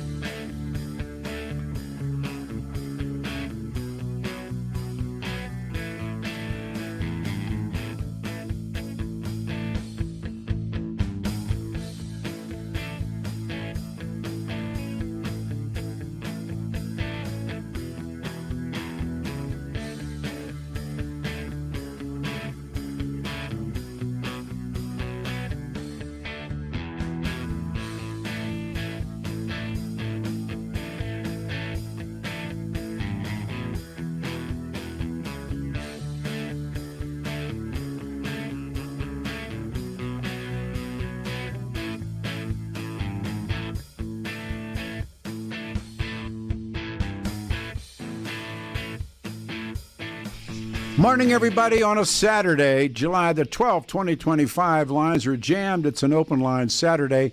Saturday weather, 710 KNUS Weather Center, 85 the high today with maybe some evening storms. Sunday, 93, and on Monday, it's 95 degrees. The issue, of course, is Jeffrey Epstein, and so much conversation. Quick, we have a couple of text messages coming in. The Royals have lots of sex scandals. Elizabeth's sister was quite a player. Her name was Margaret, and Margaret didn't mess around with little boys. I mean, when you start talk about, I mentioned how powerful do you think the British royal family is, and Elizabeth was alive. I think Philip was alive then too, when Andrew got nailed with an underage girl. So now the deputy FBI director, Bongino, Dan Bongino, who used to do this radio show, he was really a good guest to have on. He's told people he's considering resigning amid the Epstein files fallout. And you ask the question again, why? Harvard Law professor emeritus Alan Dershowitz with Sean Spicer said he has seen the documents, the suppressed list to protect powerful people. And again, of course, as you know, Pam Bondi, none of this exists. And you talk to people about whether or not Epstein's murdered, and you get into some pretty high-end pathologists who go, his autopsy doesn't add up to a guy who took his own life, and much goes with that. So we go to with jam lines. Here we go. We'll go to work. We start with Robert in the Highlands. Hey, Robert, thanks for waiting. You're on the show. Good morning. Hey, good morning to you. Hey, that bike rally's not today at Wide Open? No, it's today. Or is it? Today. Oh, it is? Yes. Good, because I told everyone at work it was today. And yeah, it's today. So I can't understand the distrust in Trump and his people. Can't anybody figure out that, hey, they don't want to come out with this until they have all their ducks in line? 80% of the list is going to be people that just wanted a 7-course dinner or money. But in Bongino, I think my guess is the fight is that the rest of the crew only wants to go after Democrats and not the Republicans. Well, can I say? Sure. Can I say one thing that you ever think, man, if I had Trump's ear, this is what I'd tell him? Democrats always use undocumented workers. Conservatives always use illegal aliens. If you called them, really, That's if funny. you called That's them clever. what they really are, Yes. citizens of other countries, Yeah. the narrative would be like watching that film yesterday in California. If they would have said citizens of other countries are throwing rocks at vehicles, that hits home.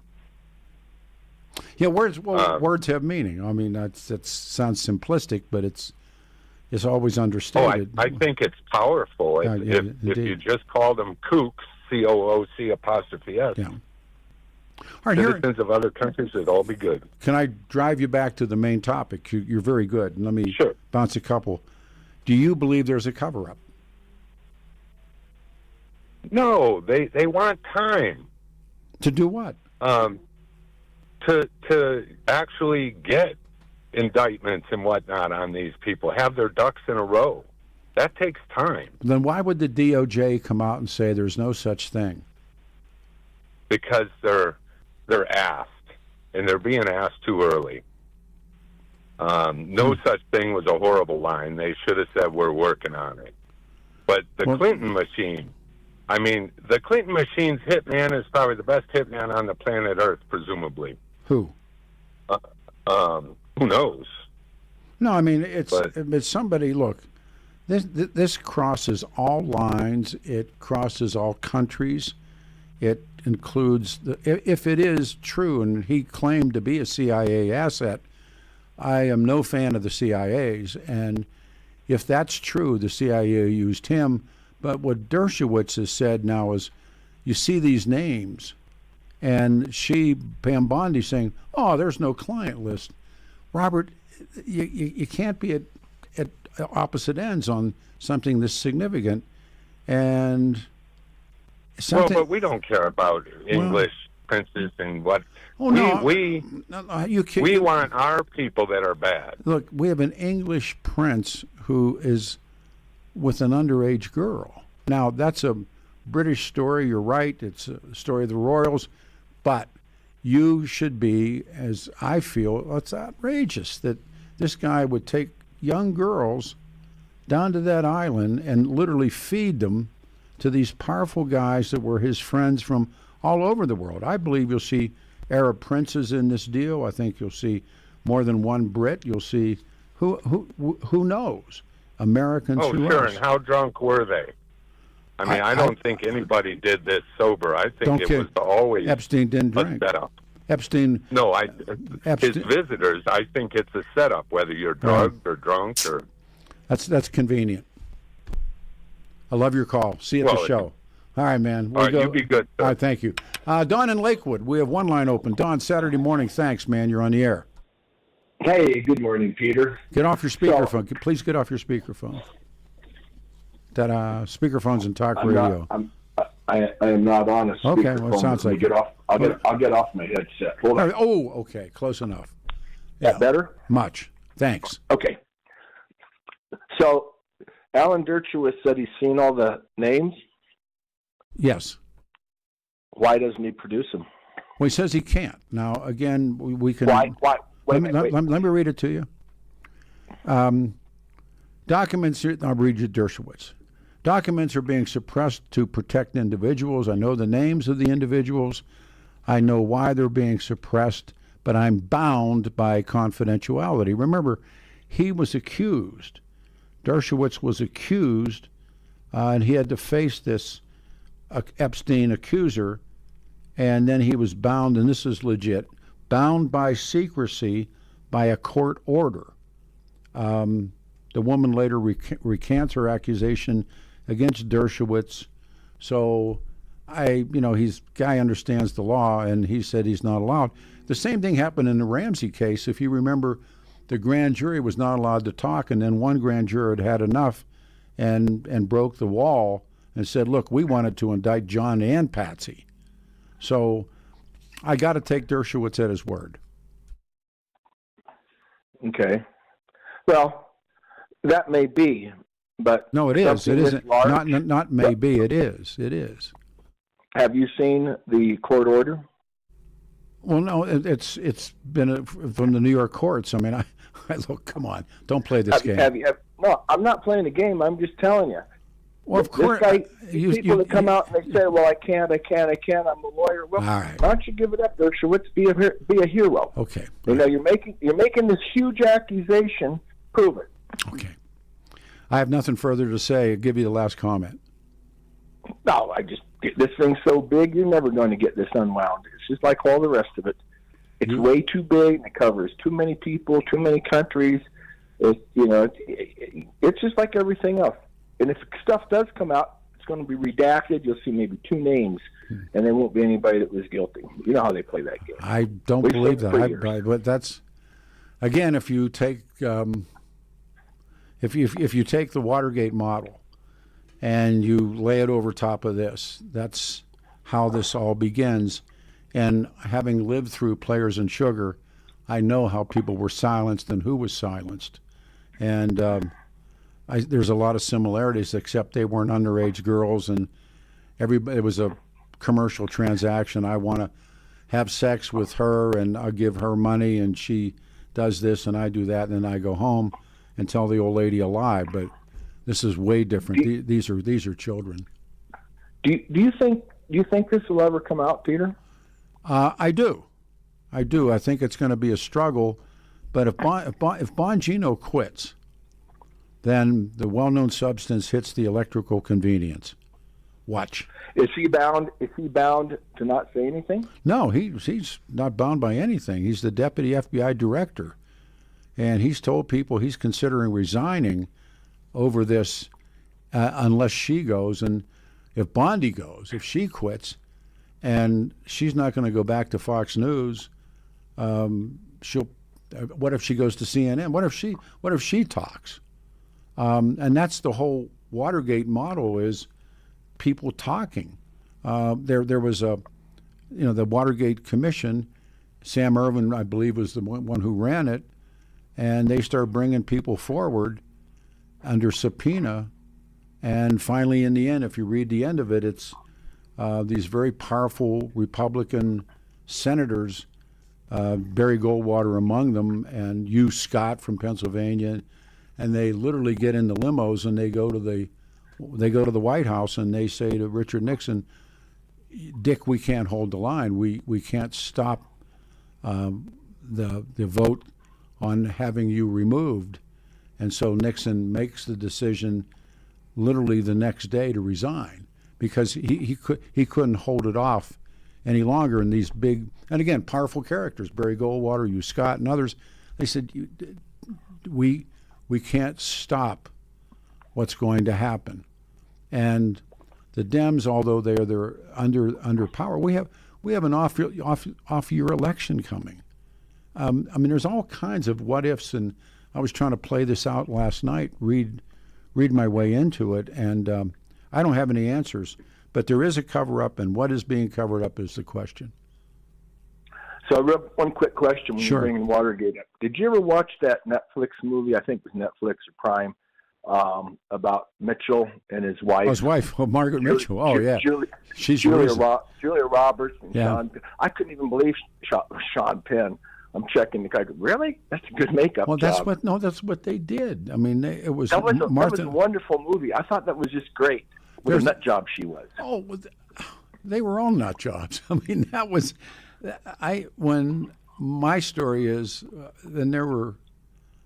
I got to meet so many of them and got to do phone interviews with Halderman and Erickman and Gordon Liddy. Gordon Liddy came out of the joint. He was in Lewisburg. God bless Gordon Liddy. Gordon Liddy was a.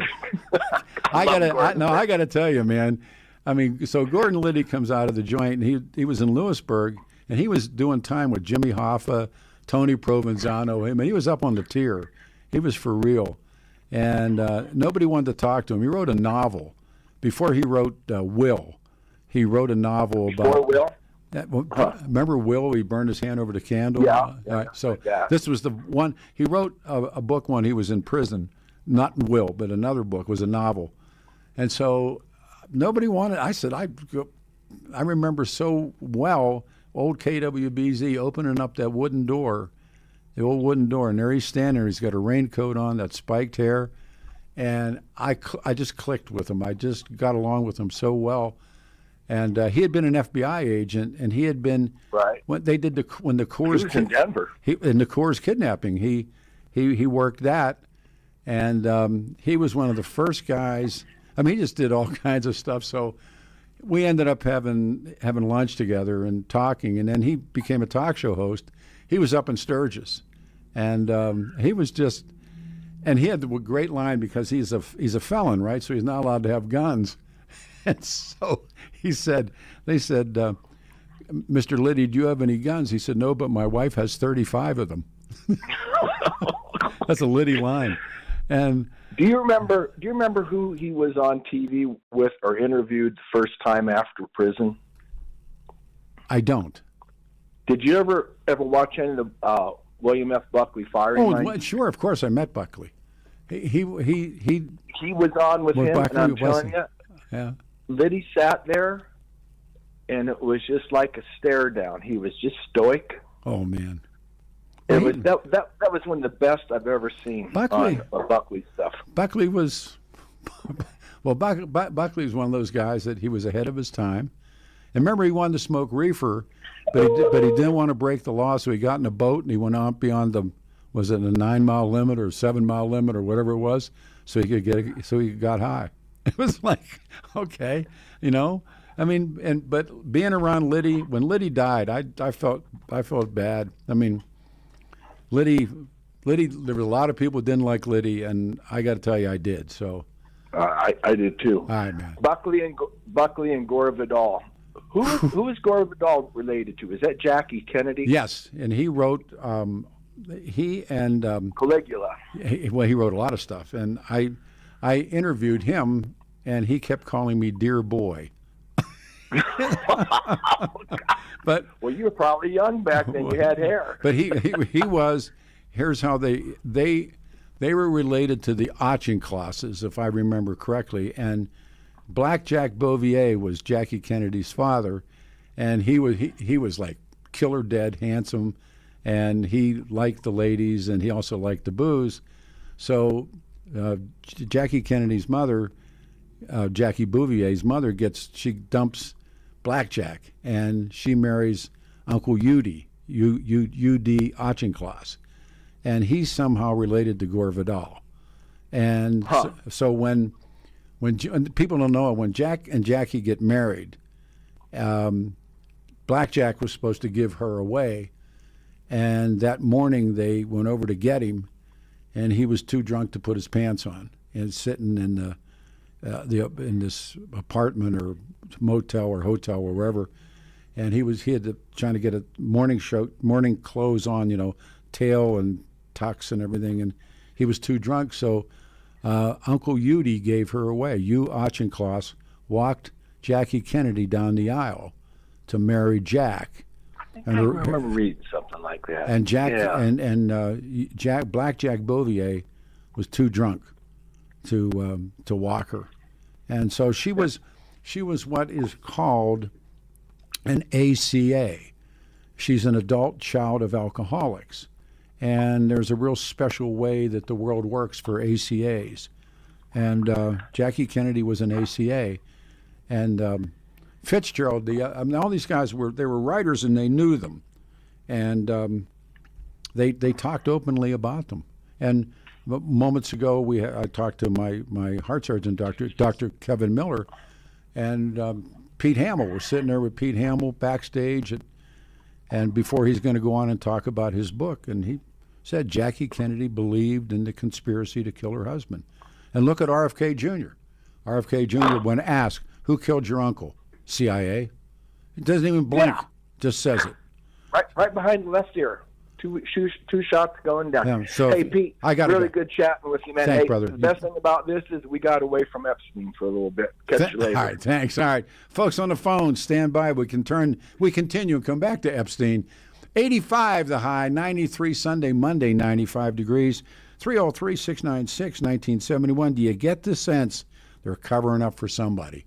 What person? 710 KNUS. It'll be a very nice Saturday here across the Denver metro area. Your KNUS forecast keeps temperatures in the low to mid 80s. Can't rule out a couple of afternoon storms near 60 tonight. Going to be hot again, though, for your Sunday to Monday. Highs generally mid 90s, lows mid 60s, 80s to 90s for highs Tuesday, 70s to 80s for highs Wednesday. Weather presented by Colorado's Best Roofing. Has hail damaged your home or business? Colorado's Best Roofing offers expert hail damage assessment and assistance with insurance claims. Schedule your free inspection at roofingcolorado.com. Visit roofingcolorado.com today. I'm meteorologist Mark Huer in the 710 KNUS Weather Center.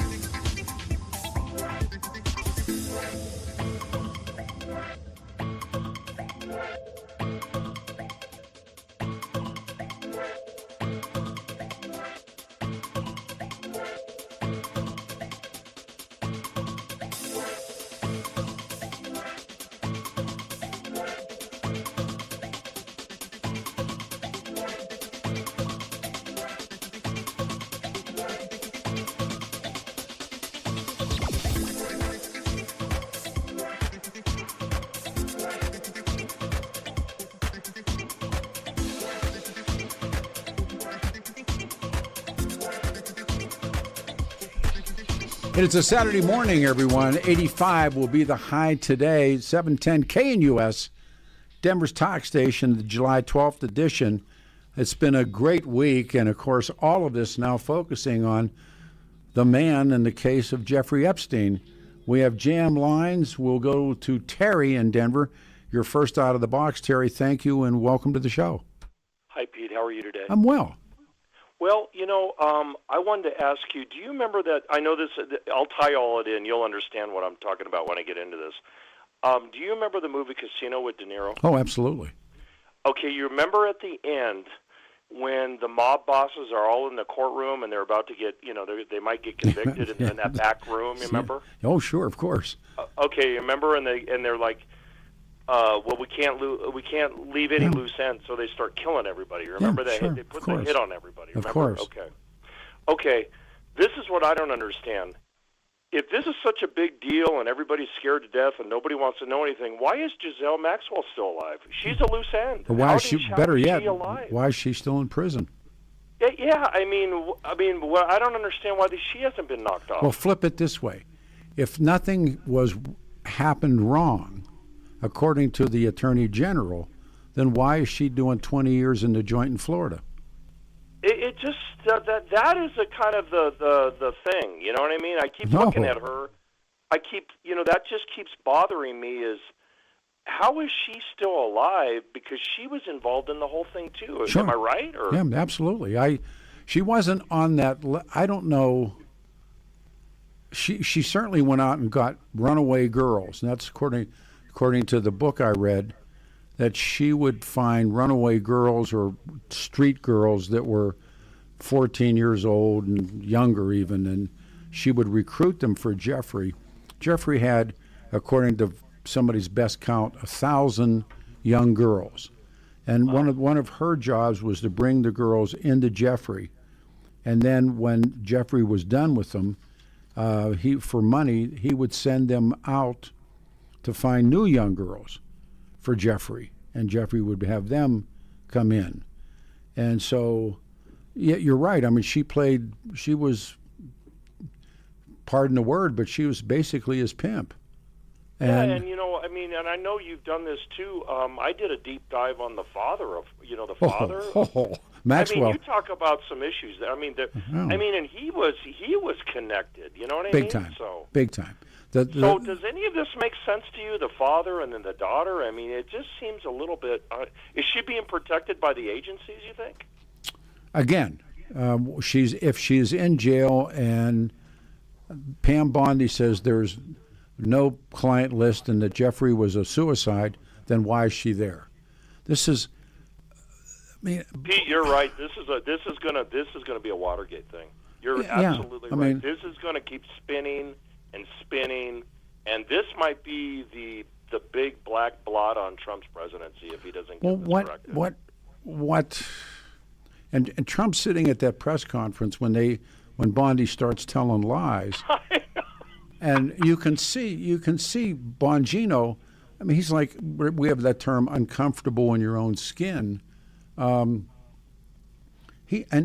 don't know Bongino. He did the radio show with us maybe 10 times over 10 years, but he was a stand-up guy, and now this is what they're selling.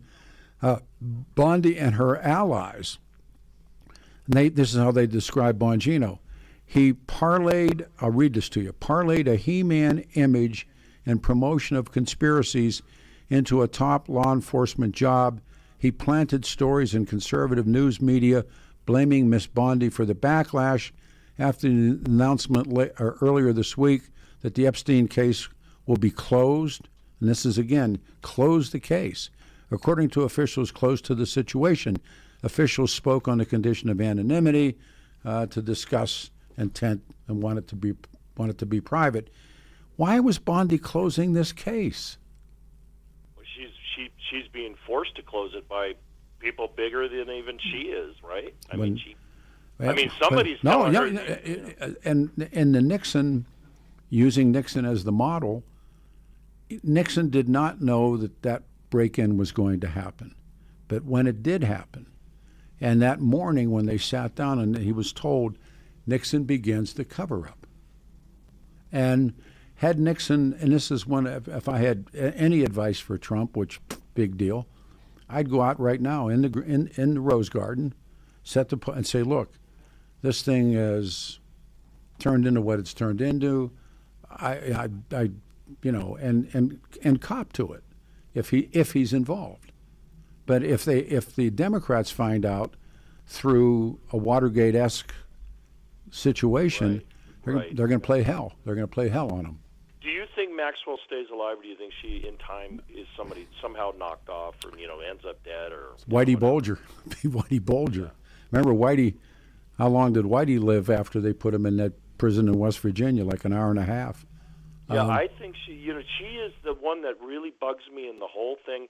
It's like when you talk about the JFK thing, the Jack Ruby thing always has bugged me. That bugs me to this day. That he always comes out of the shadows and kills Oswald. I mean, I think the Giselle Maxwell thing, I still think she'll end up dead. Because she's a loose end. Oh. She knows too much. Well, if they put her on suicide watch, remember Jeffrey Epstein's on suicide watch and commits suicide. Yeah. I mean, maybe that's just me, but the guy's on suicide watch. Yeah, Pete, the whole thing stinks. I mean, it just smells to high heaven. And you're right. This might really end up being something that destroys Trump if he doesn't resolve this in some form or fashion. He has to grab it by the horns. Thank you. I agree, Pete. You're 100% right as usual. You have a great day. Thank you, sure. Thanks. 303-696-1971. One line's open. Joe in Arvada. Joe, my man, good morning. Good morning, Pete. Well, it's obvious there's some leverage going down. The thing is it's been 5 years, actually 6 years since Epstein died. Died in 19. Yeah, 6 years. So think about all the things that happened during the Biden administration. Sure. I mean, if you look at the Peter Strzok and Lisa Page episode, remember how the phones disappeared? Oh, yeah, sure.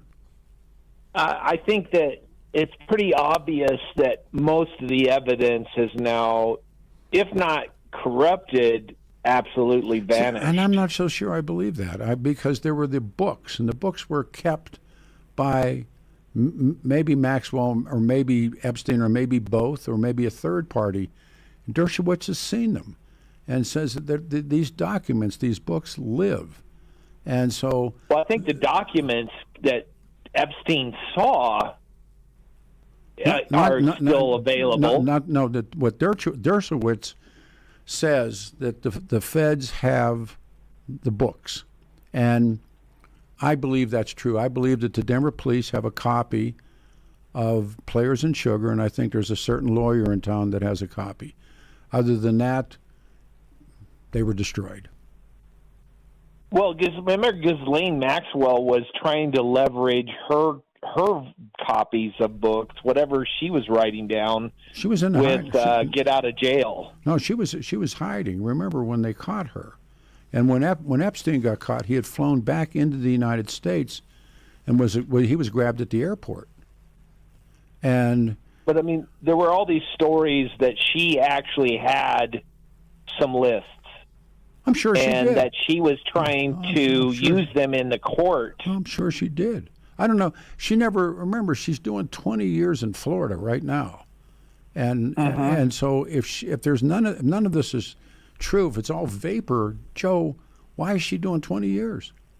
Oh, well, it's obviously it all happened. The question is there the evidence? Now, if there is the evidence and they're covering up, I think it could be a Nixon event for Trump. And if they're trying to cover something that actually exists, he better unroll it right now, or he's going to end up, with the Nixon moment. I agree. But if it's a matter of the evidence has been squashed by the previous administration, I believe the best way that he can handle it would be to roll out a special prosecutor. And it has to that way it'll go to ground. Well, it has to. This has to happen. It has to happen quickly. And now Bongino, whatever you think of him, he didn't come to work on Friday. He didn't go to work. Well, he knows what's going on. Sure he does. Sure he But does. he doesn't. He may not have access to the evidence.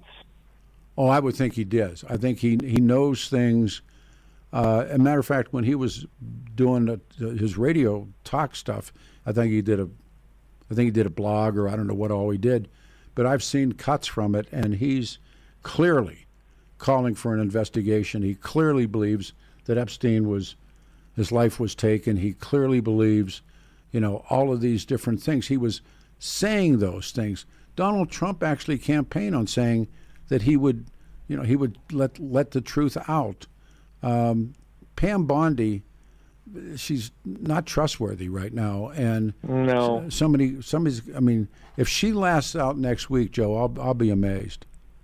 Well, she is a Trump loyalist. Oh, absolutely. So I don't think that Donald Trump is just going to cut her loose, and he's the only one that could cut her. Well, you watch. Look for a special prosecutor to be assigned. I think that's going to happen. We have a track record coming in. Maxwell kept the records, not Jeffrey, is what it says. I don't know that that's true. Well, that's what she claimed. Well, I don't think that Jeffrey Epstein sat down at night in the little black books or blue books and wrote down the name of a girl and a phone number. No, but she did. But she did. But remember, then she recruited, if that's the right word, the young girls for Jeffrey, and then Jeffrey sent those girls out to find more girls. And one of the claims is he had 1,000+ young girl victims. That can't go on. That can't just go away. I mean, that's why there has to be a special prosecutor. Thank you. That is so sick. I mean, it's sick beyond. So, Joe, I'm in agreement with you. It has to be handled. This is quite the day. Joe, you take care of yourself, and thank you. 303-696-1971. Here you go, another one. Pete, the deep state is launching a coup by hiding the Epstein records, and then cabinet officials resign. It must be stopped. I don't know how. Wyoming is Jack. Jack, you're on a radio show. Good morning. It's Saturday. Jack, 3456789. Jack, pick up the phone. All right, we'll go to Mark in Aurora. Mark, you're on a radio show. Good morning. Thank you. Hi, good morning. So quickly I know you have a limited amount of time. Epstein has been involved in U.S. intelligence operations for decades and decades, going all the way back to Nixon. He did Iran-Contra. He did that. He was negotiations. Yes, and a lot of this stuff is under gag order stuff through the U.S. Attorney General office, and that's what Bondi finds out when she becomes Attorney General, and she can't talk about this stuff. And then he becomes a freelance blackmailer, and he gets caught, and he gets an easy 13 months in jail. Again, shut him up because the U.S. Attorney General tells the Florida Attorney General to shut him up, or he's gonna talk. Lay off. And then he works for the. After he gets out of that, he works for Mossad. The guy that owns the Victoria's Secret. That's Wexler. Yeah. And he is blackmailing U.S. senators and representatives for the to girls. do Israeli pro-voting that he's basically working for Mossad, okay? Yeah. And Mossad is who knocks him off. And one last thing, you've got to understand that Ghislaine, do you know anything about her dad, Robert Maxwell? Quite a bit. He was knocked off by Mossad in 1990 because he tried to blackmail the Israeli prime minister. And then they fly his body to Jerusalem and bury him with all honors and all this stuff. He was thrown overboard off of his yacht and he drowned. By Mossad. Yeah, well. Okay, but so you see, one of the periods of Epstein's life that has always drawn me was there's a guy named Adnan Khashoggi who was the middleman and transferring American weapons from Israel to Iran, part of Iran-Contra. That was in the 80s. Khashoggi was one of the several defense contractors that he knew, that Epstein knew. And in the mid-80s, Epstein travels multiple times between the United States, Europe, and Southwest Asia, and he meets this fellow named Stephen Hoffenberg. And these guys were the guys that worked Iran-Contra. Now, that's not lightweight stuff. That's heavy. And so one of the groups I believe that visited the island, I believe were Saudi princes. And once you mark those guys, and by the way, I ask people, how powerful do you think the British royal family is? And your answer to that, Mark? Well, probably pretty powerful. And so who were they trying to get rid of? I mean, MI6, according to James Brown, they're not screwing around. So he's got the CIA, he's got Mossad, he's got everybody having reasons to get rid of him. You're an excellent call. You're a great call, man. Thank you. All right, everybody, 710 KNUS. We're Denver's talk station. It's 20 minutes before 12 on a Saturday morning. Hang on.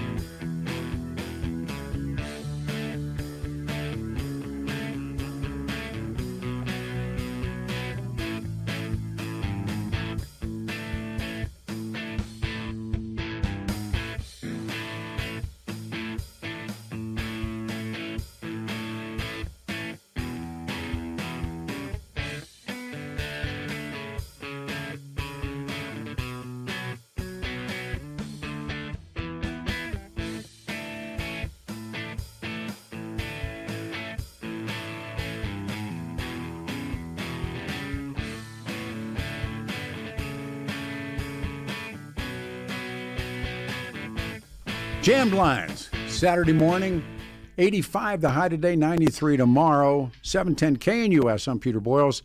The fellows are back, Jeff and Billy, on Monday morning. Let me read a bunch of texts coming in. Peter, the deep state is launching a coup by hiding the Epstein records, and then cabinet officials resign. It must be stopped. Mary from Wyoming, Maxwell kept the records, not Jeffrey. Email, Pete, what do you mean if the Democrats find out the previous administration ran the DOJ when the file was sitting? They already know. But there's, 2 degrees. My question is to you is why did the AG Pam Bondi start something she won't finish, and President Trump should fire AG Bondi and promote Bongino to take her place to Attorney General? Now, that's really big stuff. Remember, Peter, President Trump promoted Dan Walsh to head the UN instead of firing him from being Secretary of Security. Woof. All right, I'm happy today to talk about our friends at Water Pros, and we have this at the house. And you remove chemicals and microplastics and hard water, and it's Water Pros. Now, what you do is to have them give you the gimme. The gimme is the test. It's a reverse osmosis drinking water system, which I don't understand, but it works. Start the process. Go to waterpros.net and sign up for a free in-home consultation. It's a free one. The F word, 303-862-5554.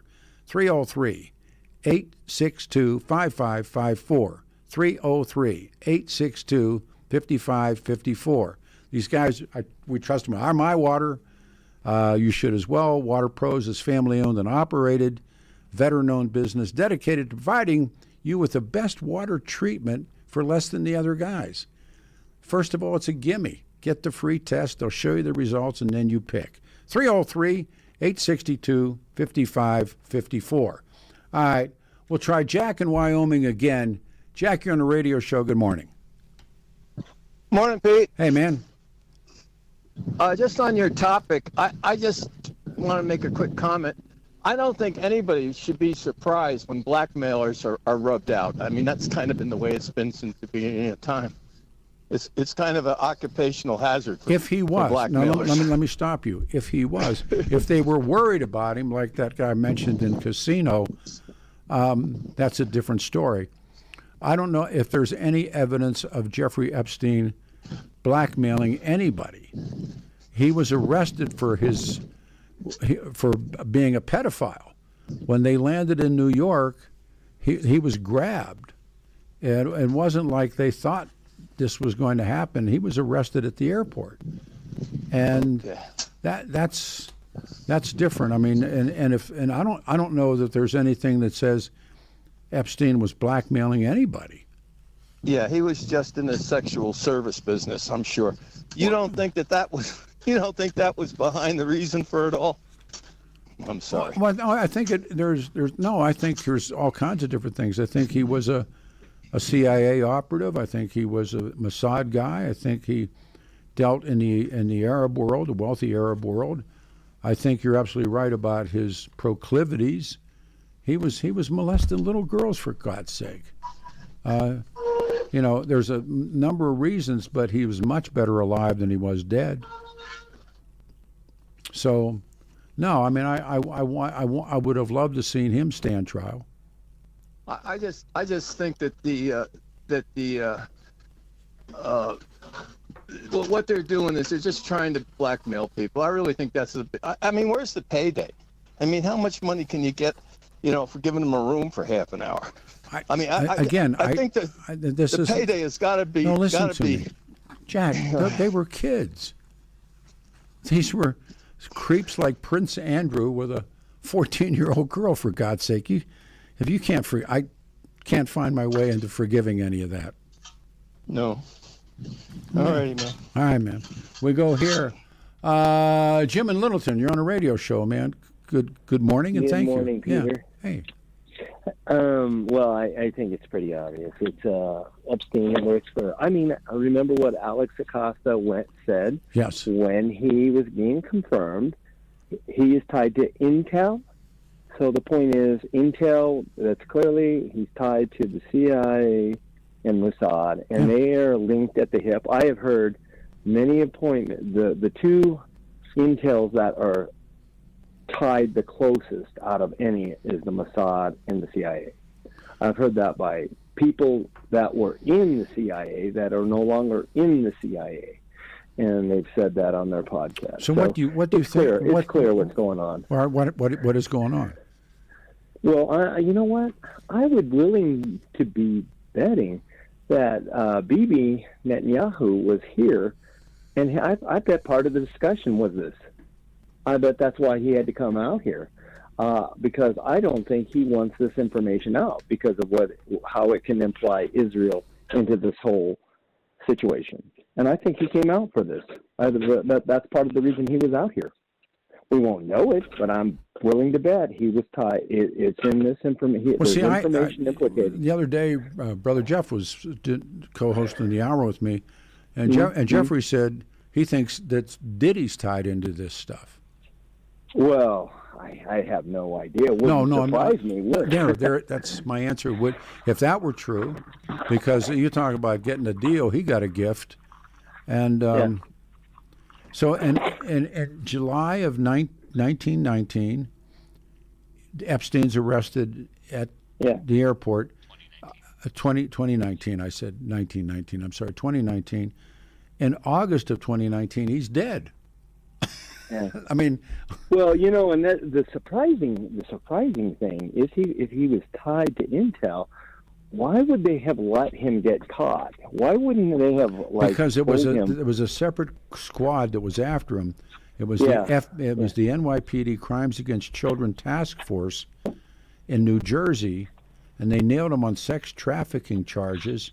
He's jailed in Metropolitan Correction Center. And according to witnesses and sources on the day of his arrest, about a dozen FBI agents forced open the door to his Manhattan townhome, and that's where they found all the stuff, including he had a legitimate, and I still can't get over this, he had a legitimate Saudi Arabian passport. Again, I think it's obviously the deep ties of the CIA and the Mossad, and they're.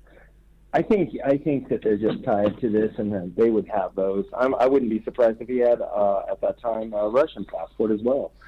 That situation. I'm just saying. Don't you think it's interesting?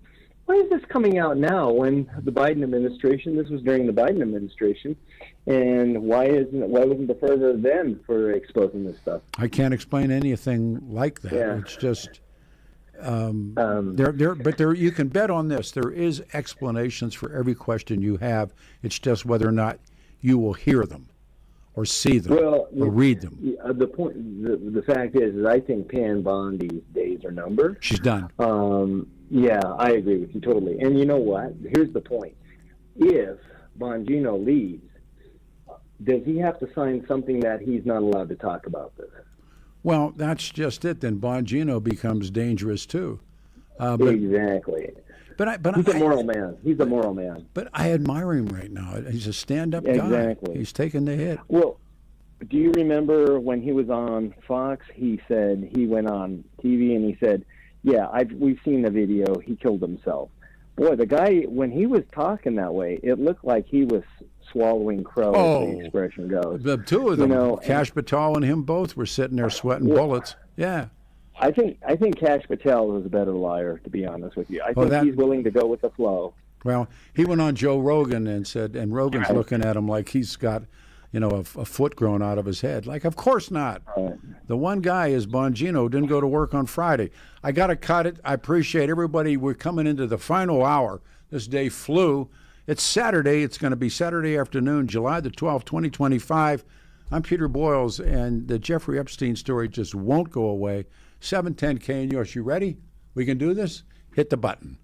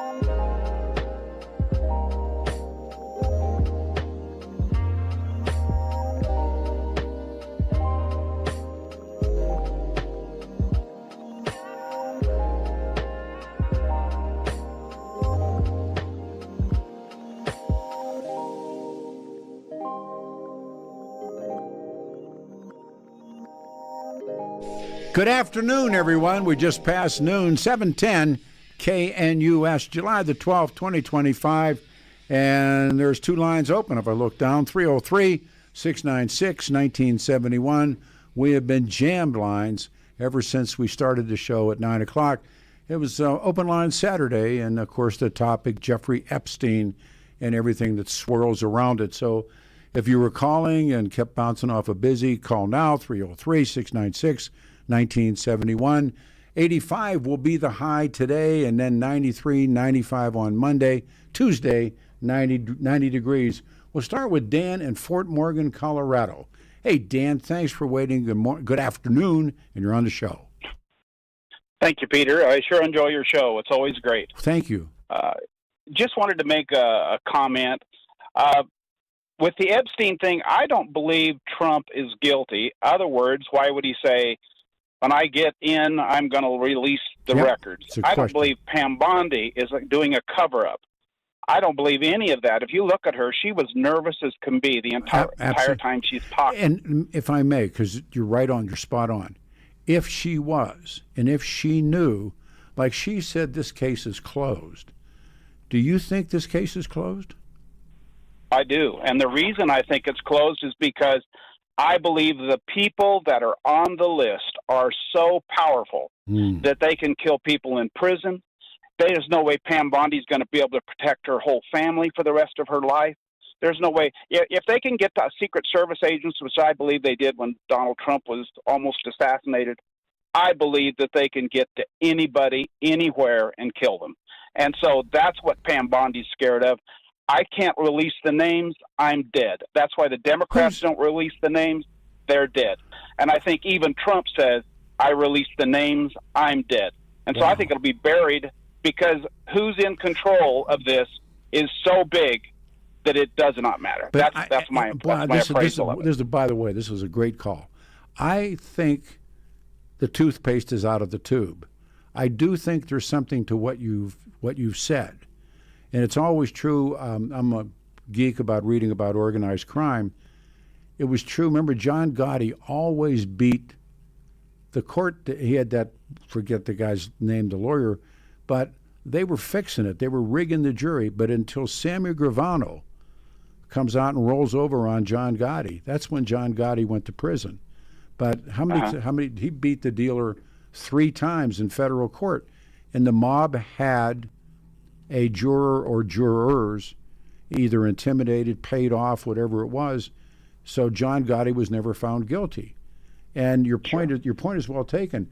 I mean, there's a book about not Vincent Teresa, about the the Gigante, and somebody mugs his mother. Now remember, he's probably the lead godfather at one time. He plays crazy. He walks around in a robe and acts nuts, but he's running the show. And somebody mugs his mother on Mulberry Street. And imagine mugging the Chin's mother. And according to the book, the guy who mugged the Chin's mother goes to the police station to turn himself in, and the cops won't let him in. They won't take him. They go, no, you didn't do it. Get out of here, because they knew. Yeah. Well, imagine you found out you mugged Vincent the Chin Gigante's mother. Oh, yeah. Imagine you're on a jury and it's John Gotti. No, I'm not. But what you just said I think was very bright, Dan. But I think that, like I said, the horse is out of the barn now. Too many people know about this. Well, my guess is the people that are on the list, I think it's too big, and so that's my view. I could be wrong. Maybe it isn't out of the. No. To me, I look at LBJ. I have a weird thought. I still think LBJ killed JFK. Yeah, you're not alone. And I think all that took place. And if you can go into Ruby shows up, kills Oswald, the whole thing, then Ruby's dead. I just think that there are some people that are so big and so powerful. And we're not dealing with just the mob. The mob is one thing.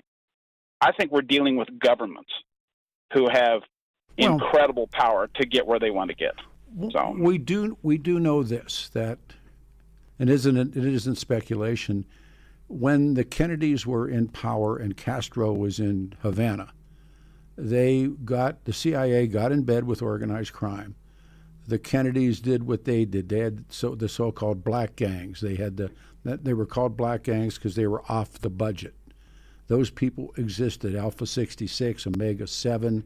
They were there. They were real. And they did something in Southeast Asia called the Phoenix Project, and they would murder people.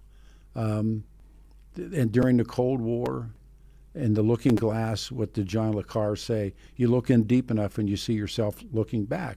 Of course they did. The CIA did. Nixon turned the CIA loose on American citizens. The CIA wasn't supposed to do that. They were supposed to do foreign intelligence. Nixon turned them loose, and they were more than willing.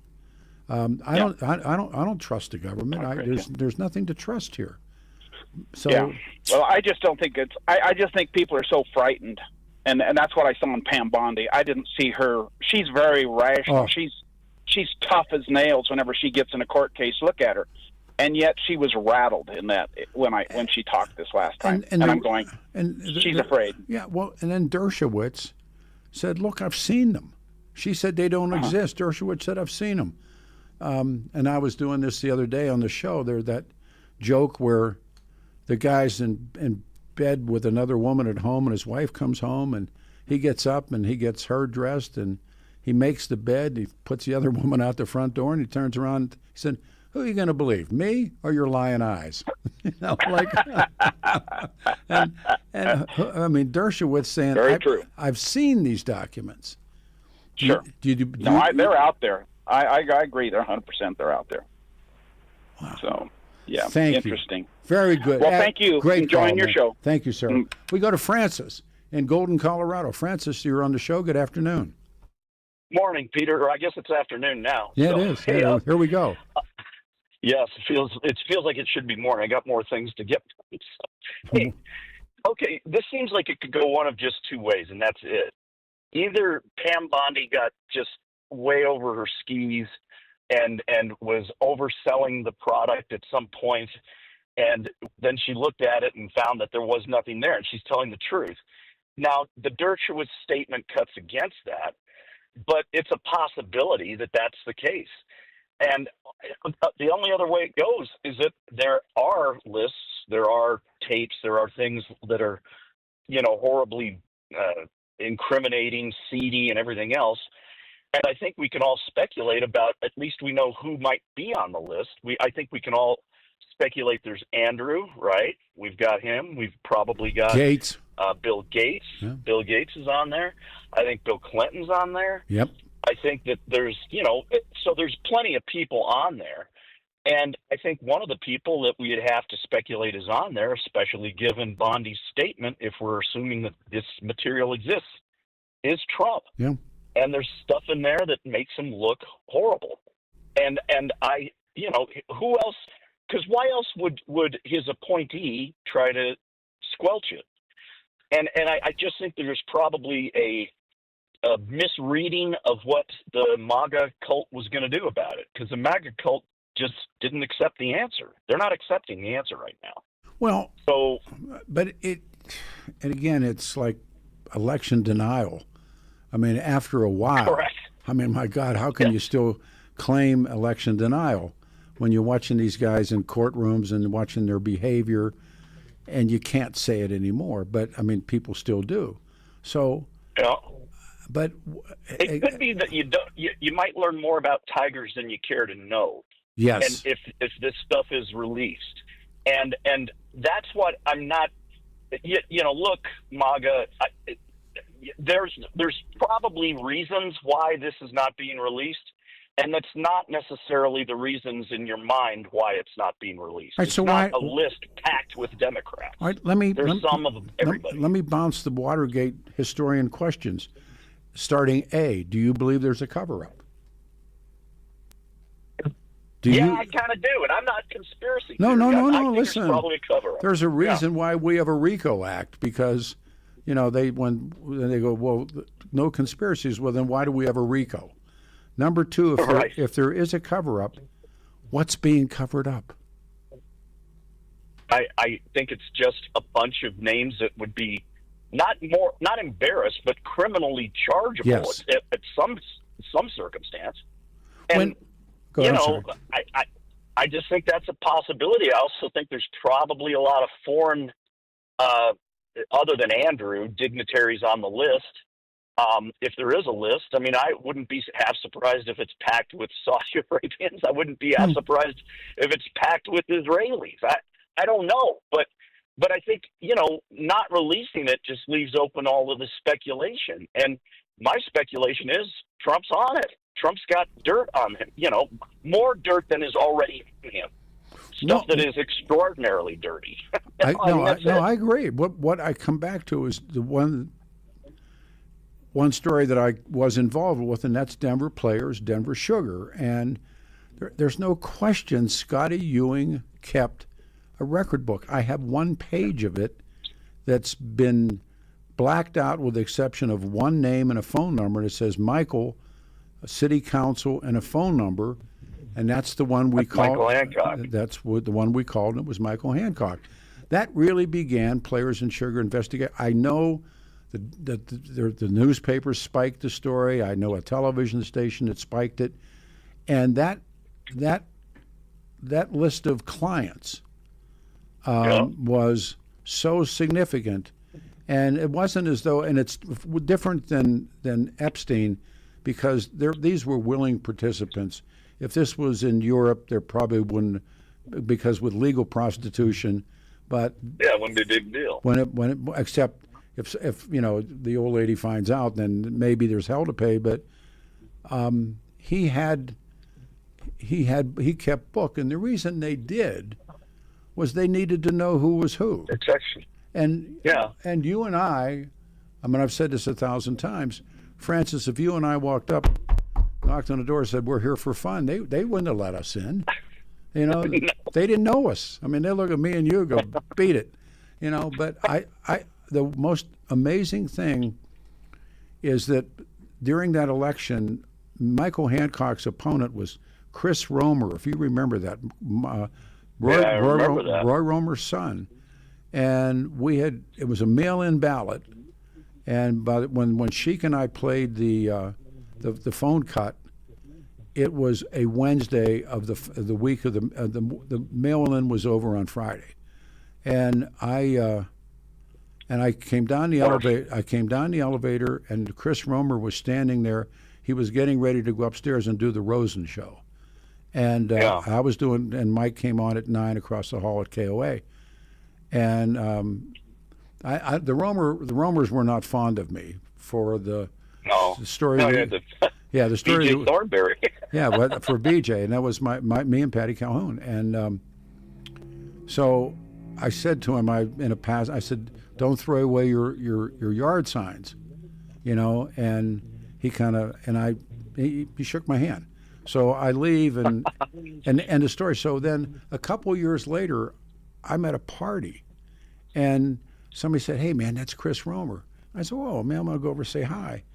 So I walked over, and we started to talk a little bit about it. And he said, "Do you know there was videos?" And I said, "That's when I found out that the Denver police had put cameras up on the telephone pole outside. I know the city park place, and that's where Michael Hancock went."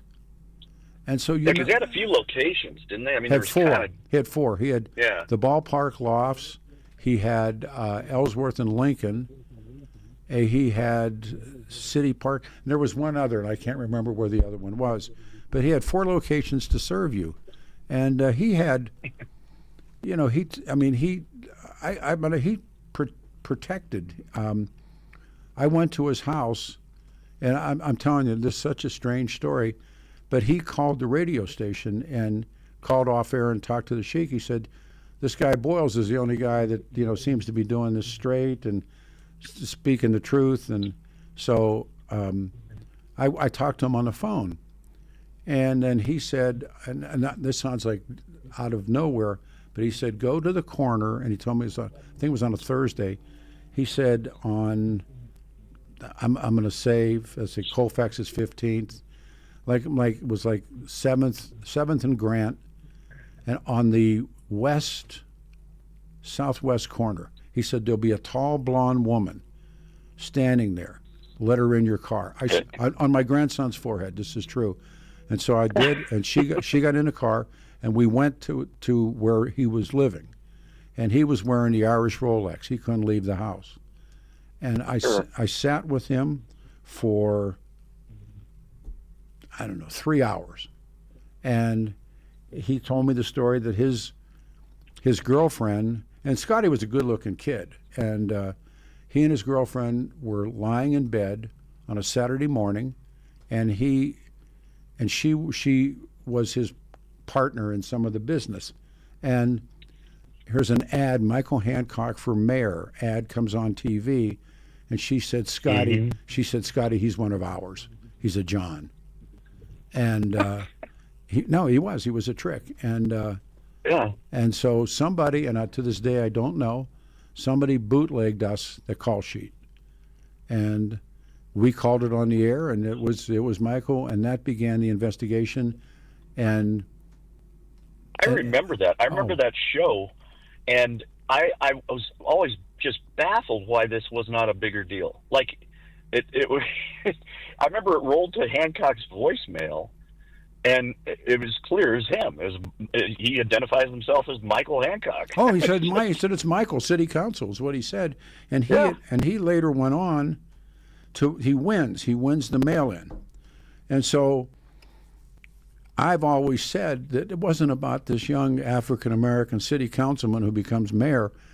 It was about everybody that went there, and they were the tricks, the Johns, the fill in the blanks. They were power brokers. It was the bond daddies and the fat cats and the big business characters and the politicians and lawyers, and they were the guys that were going there, and they were breaking the law. I mean, in the sense of he had a DBA. He goes doing business as. So when you plugged him in, but I knew from people like you go play 18 holes of golf at one or two legendary golf courses. Then you take your client out for a steak at a really nice restaurant like, I don't know, Shanahan's or Elway's, I don't know. Yeah. And then you say, "Oh, would you care for fill in the blank?" And the guy says, "Well, of course." And you're trying to close the deal, so you've already made your deals, and you take them down to Ellsworth and Lincoln and get his ashes hauled, as we used to say, and then you take that and you write the whole thing off as a tax expenditure, the dinner, the trip to Ellsworth and Lincoln, the golf, the whole thing, and people were getting away with it. And to this day, I know they were violating tax laws left and right, but of course, nobody did anything. Nobody did anything. I'm sure the Epstein list has a lot of people that nobody would recognize too, but they're incredibly powerful. There you go. I mean, I'm being told. I got to turn it around. 303-696-1971. This is 710 KNUS. I'm Peter Boyles. Good afternoon. Your 710 5-day forecast here in Denver this Saturday. Afternoon showers and thunderstorms a good bet with temperatures topping out around 85. Partly cloudy tonight. Breezy with lows in the lower 60s. Sunny and warm again on Sunday. Highs near 95 with gusty winds up to 20 miles per hour. Weather brought to you by Colorado's Best Roofing. Has hail damaged your home or business? Colorado's Best Roofing offers expert hail damage assessments and assistance with insurance claims. Schedule your free inspection at roofingcolorado.com. Visit roofingcolorado.com today. I'm meteorologist Patrice Sutter in the 710 KNUS Weather Center.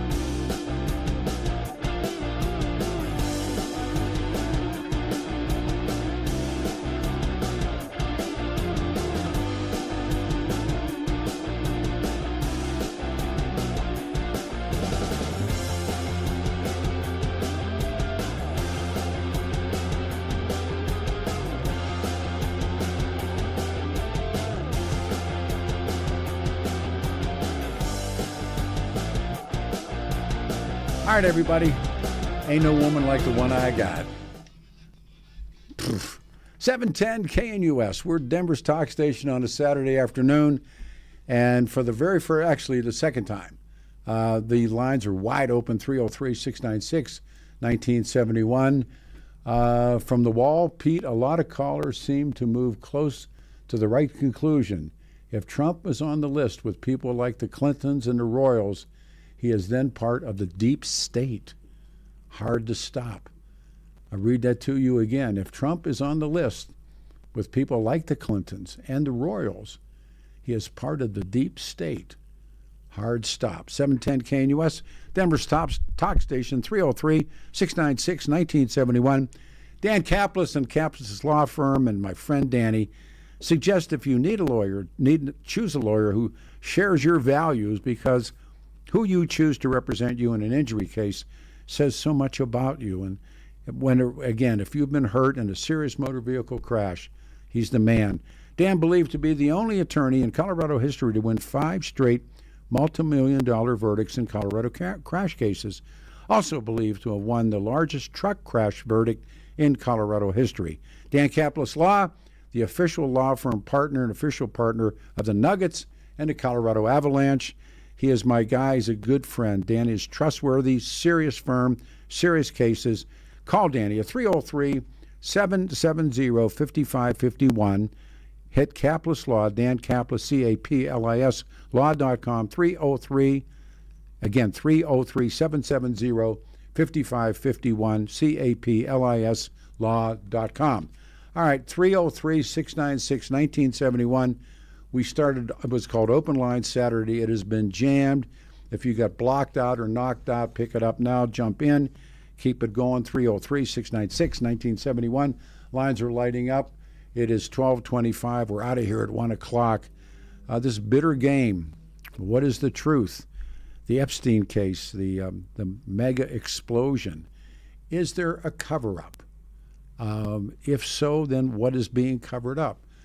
To a text message that says, what's being covered up? Decades of corrupt politics and money issues enriching the deep state.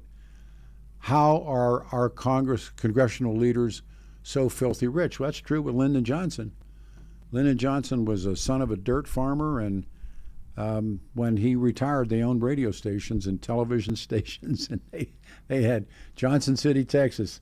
They had everything. All right, as soon as I see some names, we'll pop them up. Okay, here we go.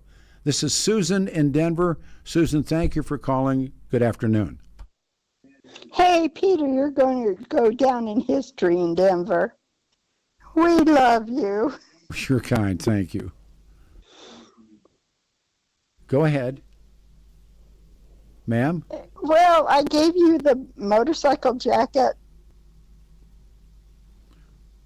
Which one? Well, Randy Corcoran gave it to you. Huh.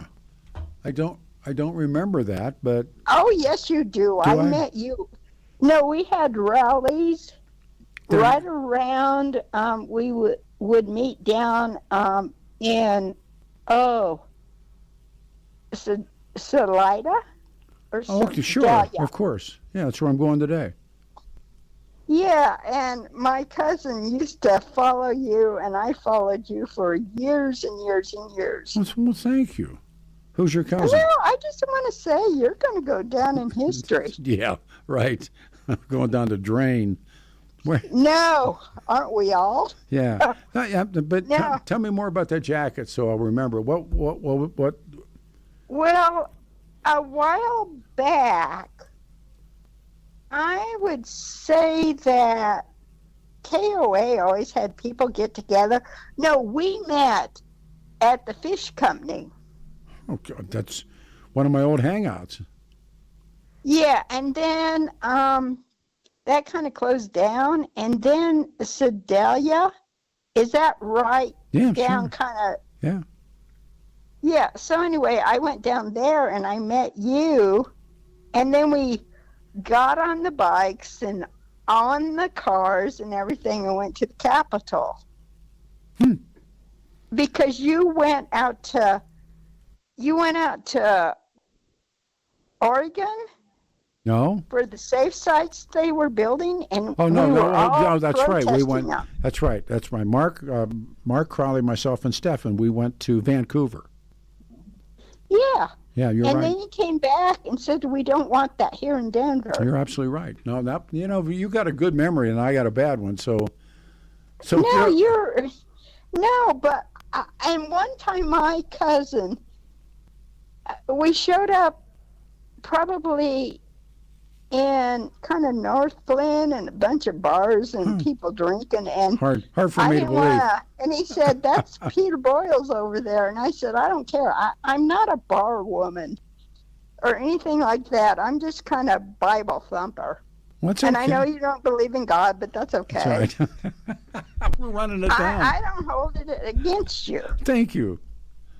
So anyway, I got on the bus and came home to his house. But he listened to you all his life, and I've listened to you all my life. But I got a little, maybe copped an attitude when Trump didn't make it in 2020, maybe? Yep. Because I don't know. And you were retired by that time or whatever. No. But are you starting to get a picture of me? I'm sorry. Send me a picture. No. Oh. I wear. All right. No. You got so many people to remember. I was a hairdresser. I have so many people to remember. But I just want to say you are one person who will go down in history in Denver. You're a kind woman. Thank you so I'm much. not kind. No. I'm not kind. It has nothing to do with being kind. It is just saying what you have done for Denver. Well, I am going to jump to another call, but I love yours. I thank you so much. You be safe. We go to Chris in Aurora. Chris, good afternoon. You're on a radio show. How you doing this morning? Hey, not bad. Getting ready to get Good. on. Yeah. Good. I just wanted to tell you thanks for coming back. I love listening to you.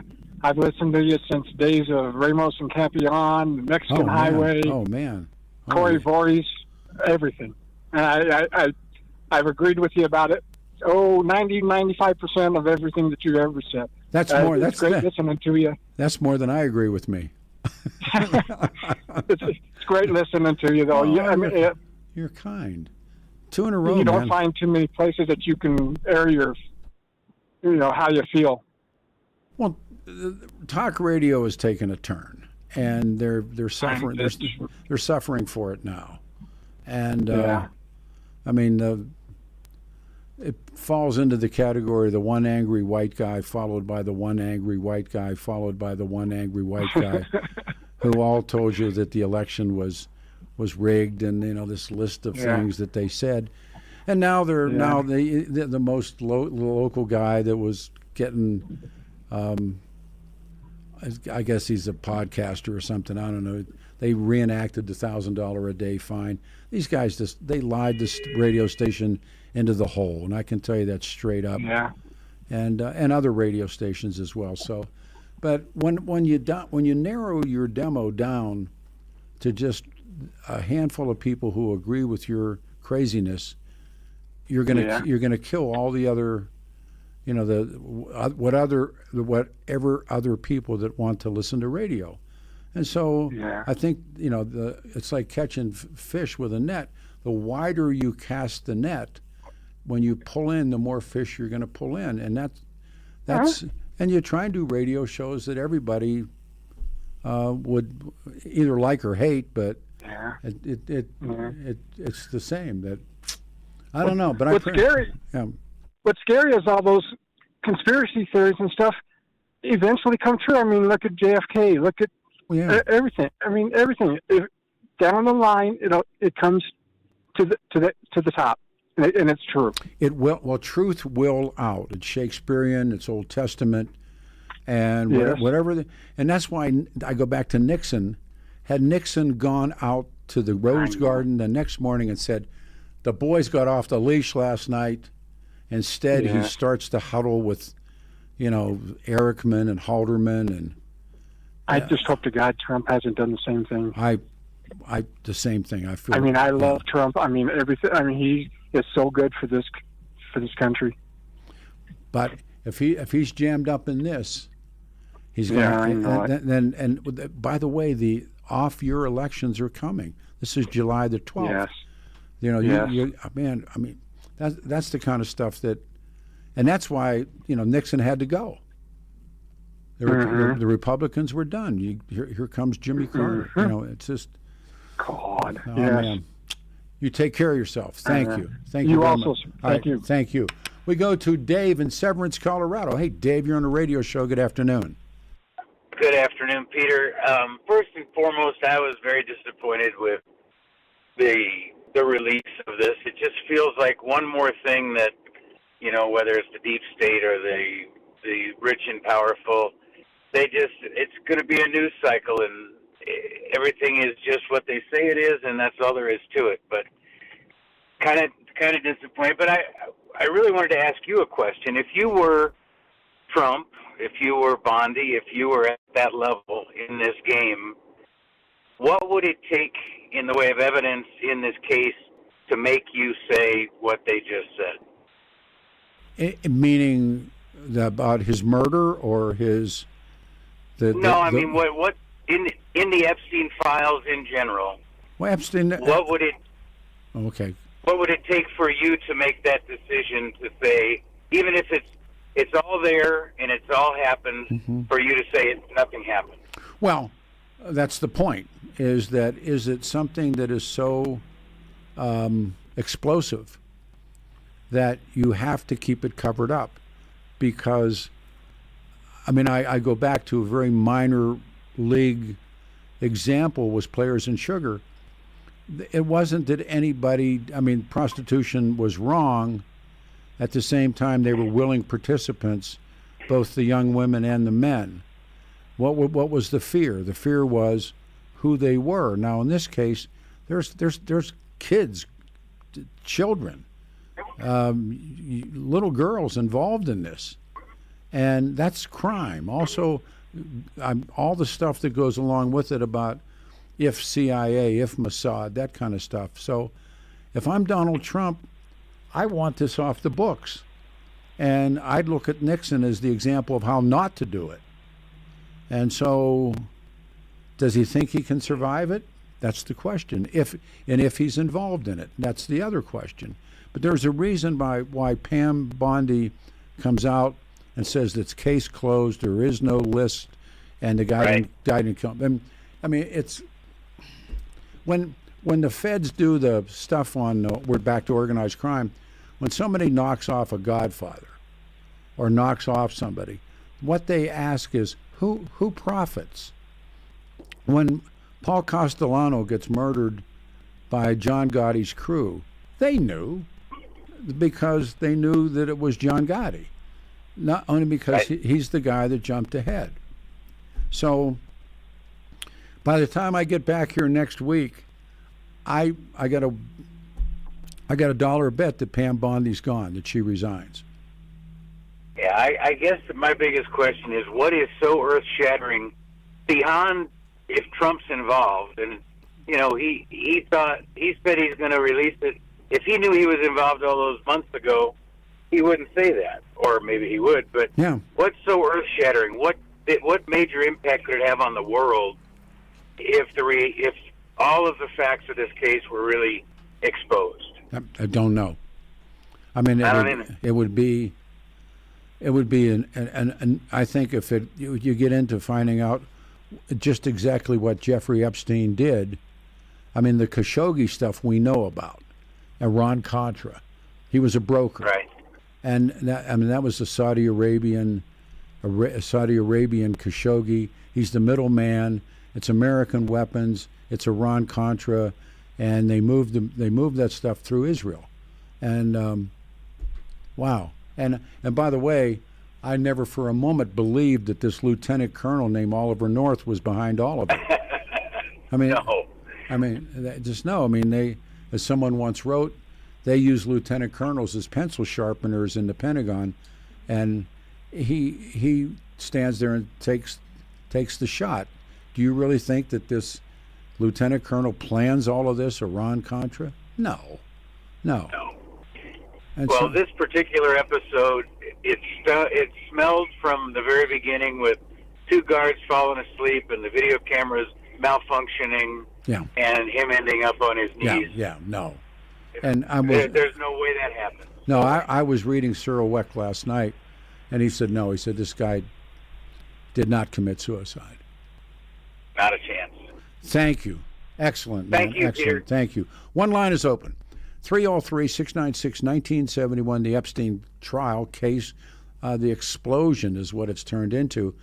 I think that Pam Bondi right now has a red dot on her forehead, and they're just thinking about what do we do next. 710 KNUS 85, the high 93 Sunday, 95 on Monday. Back after this.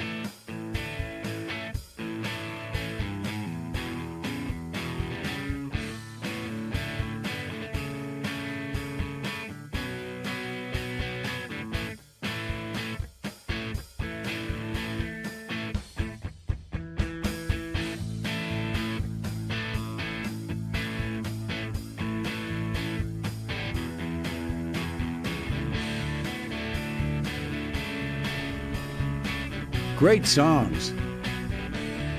But wait, Saturday morning, the 12th of July, 2025, 710 KNUS Denver's talk station, 85 the high, 93 on Sunday, Monday 95 degrees. A couple of text messages. Bondi won't be gone next week. Trump is too stubborn to see this won't go away just because he wants it to. He has too many yes men around him. Well, good text, Tim. Thanks. Text, let's be real regarding the Epstein saga. Like Jack Nicholson said, you can't handle the truth. Peter, most excellent show. Thank you. This one is, there's no way Biden administration would have not reported Trump being on the list, anything to have stopped him, and that would have. One of the thoughts I had about that was maybe Biden was holding that for like an October surprise, and then the party cut his throat, and so they said, no, we're not going to use it. I don't know. I don't trust any of these people. Peter, here's my take. Trump set Bondi up so she and Bongino and Cash are on it. His first pick was Matt Gaetz. Well, that's true. August, the Senate in summer vacation recess. Trump is going to fire Bondi this week or next. I think that she goes. Gaetz will be able to serve. And third, that's plausible as well. With one line open, Gary in Denver, you're on the radio show. Good afternoon. Thank you. Oh, hi, Pete. Hey, man. I was, rather than getting all hung up in the conspiracy stuff, just thinking about the depravity of the actual act. These rich and powerful men, how can they live with themselves after having their way with children? I mean, it's just so Agreed. sick. And that's another reason why they don't want any of this out. Yeah, and I think, and by the way, if there are 1,000 of these girls running around, I'm surprised that none of them have come forward. They have. They have come they have. forward. Oh, yeah. I mean, that's one of the reasons that they arrested him. And he got jammed in Florida. Remember, then he got the sweetest deal I've ever heard anyone have. He got to put furniture in his jail cell, and he had hired his personal guards, but they wore suits, and he left every day and went and did business, whatever it was he was doing, and he would come back at night. And that was his first time he got popped. He got popped in Florida, and those girls came forward, and that's when Maxwell was out, and they would find, according to the book I read, they would find, we'll call them homeless girls or runaway girls or, lost 13, 14-year-olds. And she would bring them into this big, beautiful mansion, and they would see all of this, and it was very enticing. And then Jeffrey was upstairs, and he had a room upstairs that he used with these girls, and they would, until he'd get tired of them, and he'd want another young girl, and he would pay that girl to go out and find him another girl. Or Maxwell is always on the prowl looking for girls. And so one of the claims is he's got 1,000+ young girls.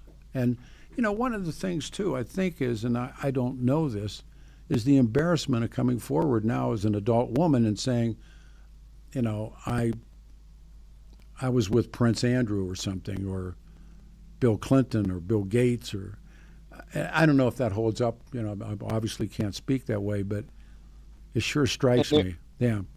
And there may not be, if they could cash in by naming names, they probably would. Well, suppose now they're married women and they have kids of their own, and that's, and all of a sudden they come forward and say, I went there with that creep, and yeah, he had sex with me. He had weird sex with these girls. If you read the book, it wasn't. Just read what sexual proclivities he had. But why? I'm sorry.